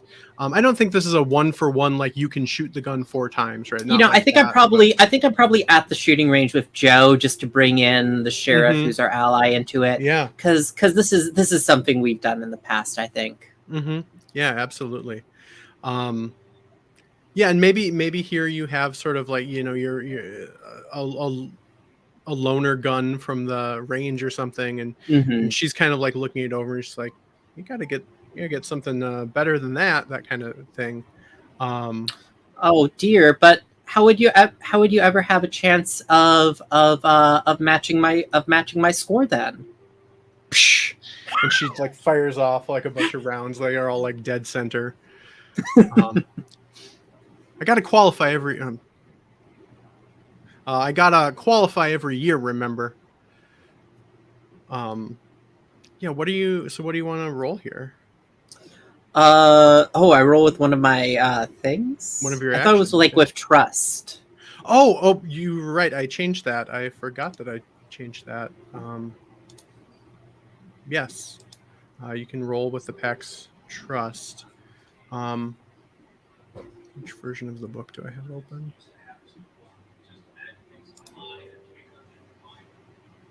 Which means I'm rolling 0 and rolling 2 and keeping the lowest. Mm-hmm. No, I think the latest version says you roll an action. Steve. Yeah, you're right. So I'm looking at it right now. So in the version that's uploaded, actually in the next version that's going up, it will probably be trust. But okay, because I just downloaded it like an hour ago. Huh. Does it say final or preview? Final. Weird, I'm looking at the same one. Oh no, I do say one of the actions. I thought it said trust somewhere here. Yeah, I think the quality of the asset. The quality. Oh, yeah. the quality. Okay, that's it. That's really funny though, because that is a change that I'm probably making, but have not made yet. So, okay. Yeah, so you roll one of your actions here. I think I mean, I guess actually I'm rolling with Hunt here. I guess I managed to finagle a way of using Hunt to get this. Yeah, and I think since Sheriff Joe is a packed ally, I think you can take a bonus die there.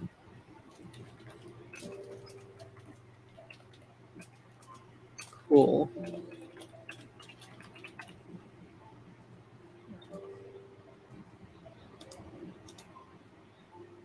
That's a 6. Nice. So a 6 gives you 4 uses, and basically what we're going to do is I'll make a 4 clock, and we'll kind of tick that off when it makes sense to, or as a consequence. Probably as a consequence. It's not going to be literally like you get to shoot this thing 4 times or something. But we'll have a 4 clock, and once that's full, then this rifle is gone.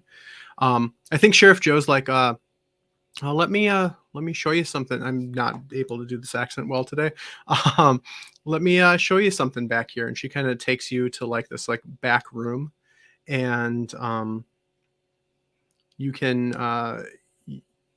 It's mostly just like some nicer looking guns. Maybe this is actually the sheriff's department range, I think. So they have this special kind of like a little like armory back here. And she's like, why don't you use this one? You can hang on to this one for a while. And it has, this really cool engraved stock and like a couple different things that it looks like you can kind of like swap in and out. She's like, you and your friends aren't the only ones around here that are ever hunting those things that go bump in the dark. And yeah, she hands you this rifle. Thank you, dear. And I pull out a Tupperware. Here, I had made these snickerdoodles for you. You've been getting a little bit it doesn't seem like you're eating enough, dear. So I wanted to make certain that you had something to snack on. Oh, thanks there. You should also add to your item list just like Tupperware full of goodies. It's a 0 load item. All right, book. Yeah, so I think I figured out what I'm doing, and I think it's just working towards that long-term clock of finding another solace. Yeah. I think just because I won't be able to complete it, but I think I just want the scene because I think the next thing for book is moving towards the solace occult, and I think what that looks like is book.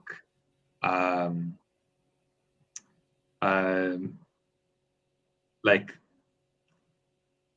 I don't know if they're like using a computer or like what, but there is some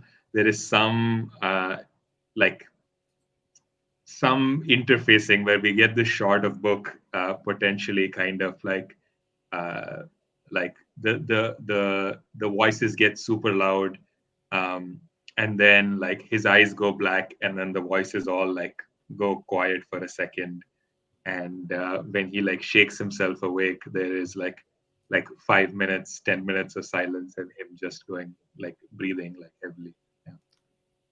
That's super cool.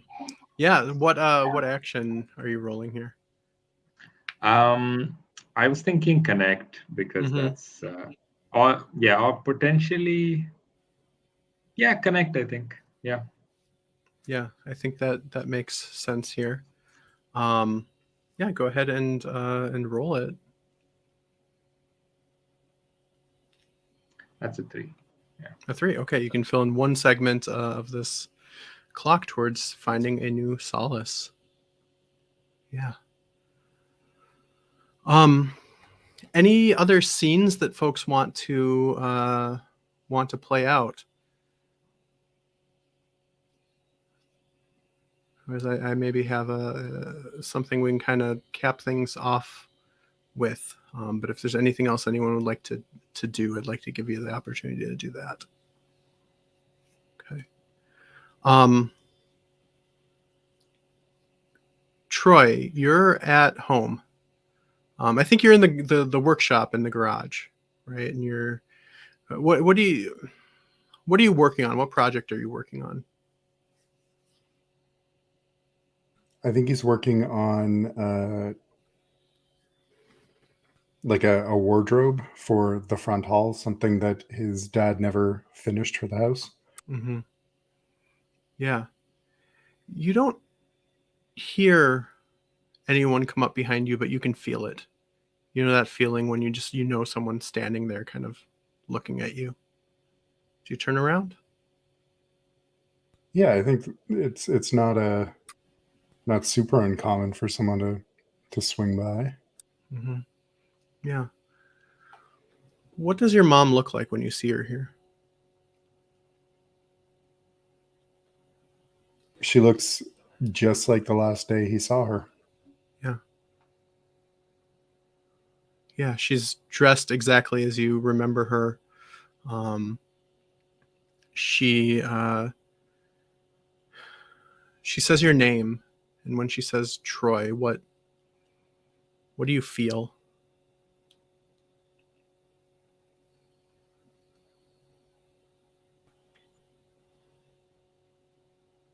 Cold.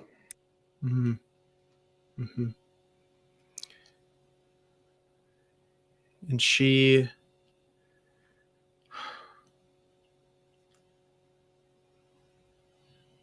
kind of looks at you and says your name again. Troy, it's different than what you think.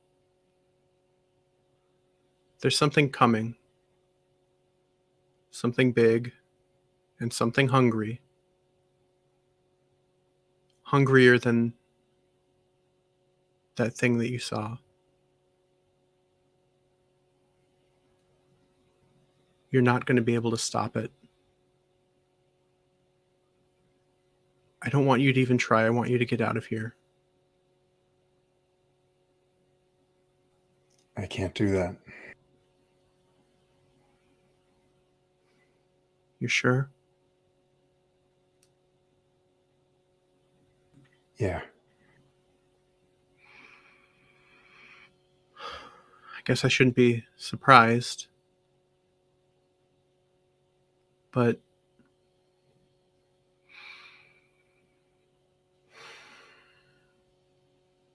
know that, and I think here her voice kind of takes on a new character, and there's actually several voices. If you stand in his way, you will be crushed beneath his feet.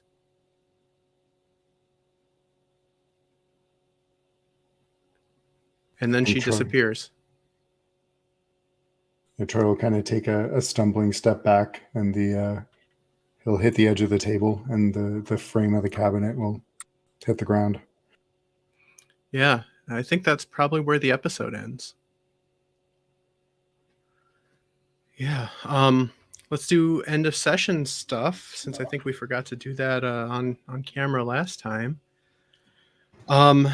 So we'll just go in playbook order. So starting with Angela, did you approach a challenge with force of will or brawn? Yep. Hell yeah, you did. Yeah. Go ahead and take an XP. Did you embody your background or drive? I think so. Yeah. Oh. Did you? Especially the Mrs. B one. Yeah. Well, there we go. Right. Did you express your beliefs, or were they tested or changed? Mm-hmm. Yeah. And did you portray your relationship to the Pact or the people of Iron Country? I think so. Absolutely, yeah.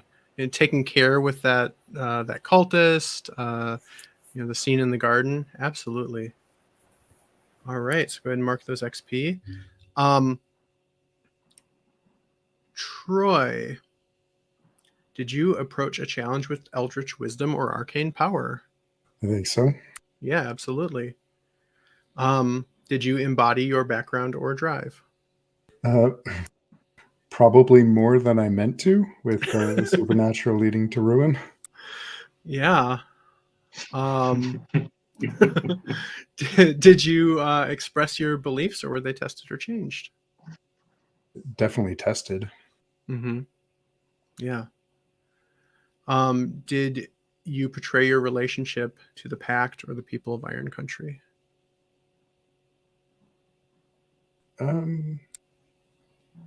Not. Did I? I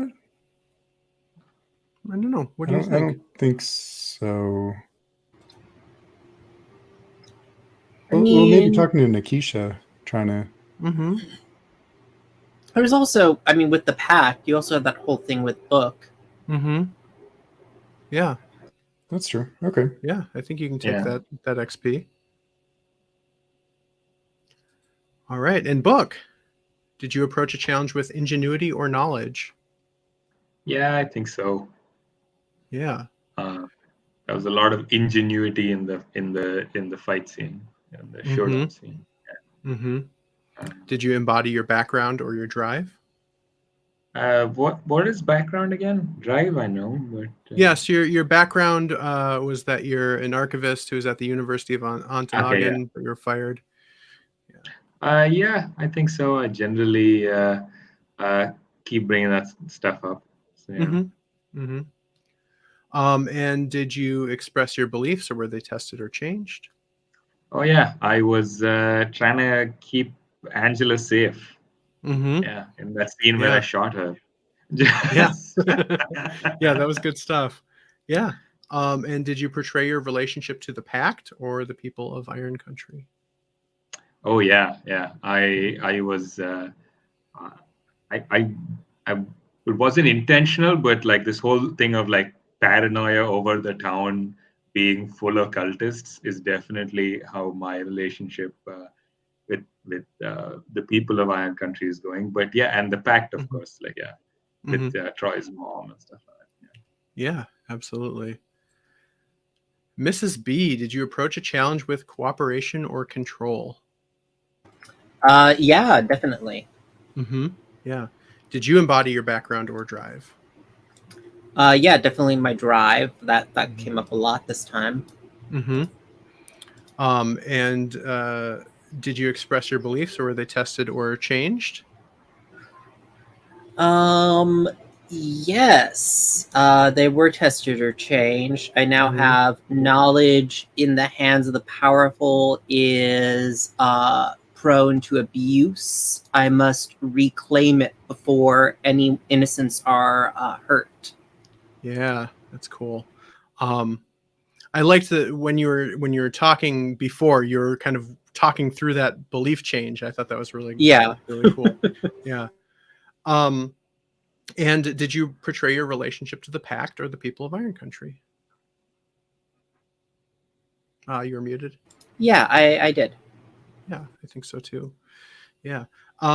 Okay, and then for the Pact, did you protect the town and its people?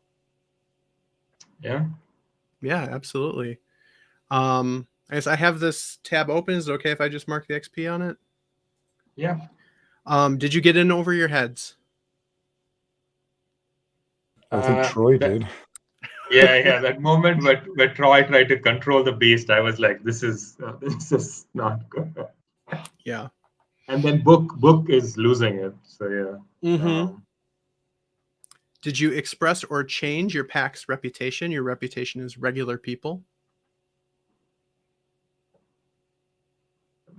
Depends if those cultists are part of the town. Are they?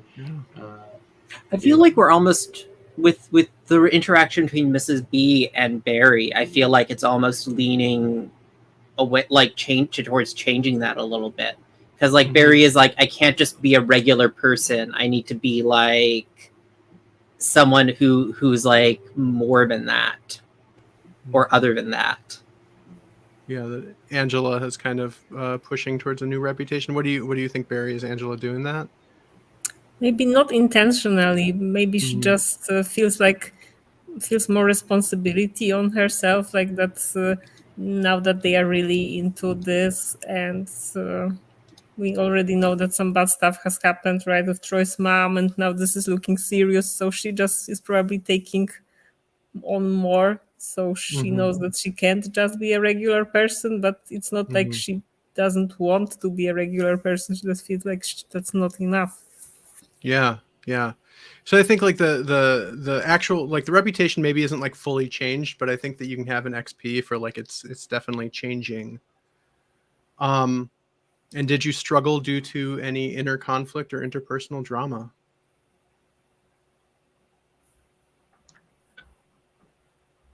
Inner conflict? I still feel like we touch on it, but we don't actually struggle with it. We have hints of it, maybe not enough time.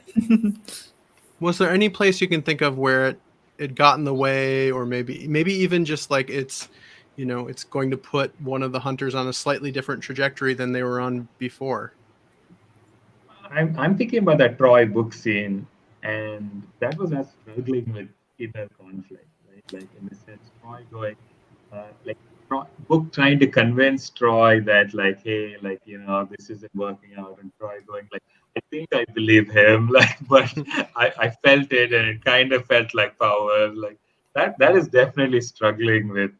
I mean, maybe it's not overt conflict between the two characters, but it is like 100%. There were scenes where I was like, the beginning of Troy's villain arc begins now. Yeah, I mean, I'm always a fan of marking XP if we're even in the ballpark, and that feels like squarely in the ballpark. So yeah.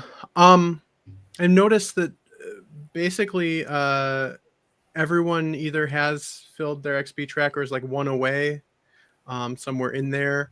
And the Pact is also one away. So I think for next time, just so we get to kind of test drive stuff a little bit more, go ahead and clear your XP track and take a beat Normally, you'd spend a beat during downtime with one of your downtime activities, but I'd like to, y'all can kind of have that free beat to spend, and you can use that. The list is in the book under beats and advancement scenes. So there's a couple different things you can do. You can take another ability. You can mark an action dot.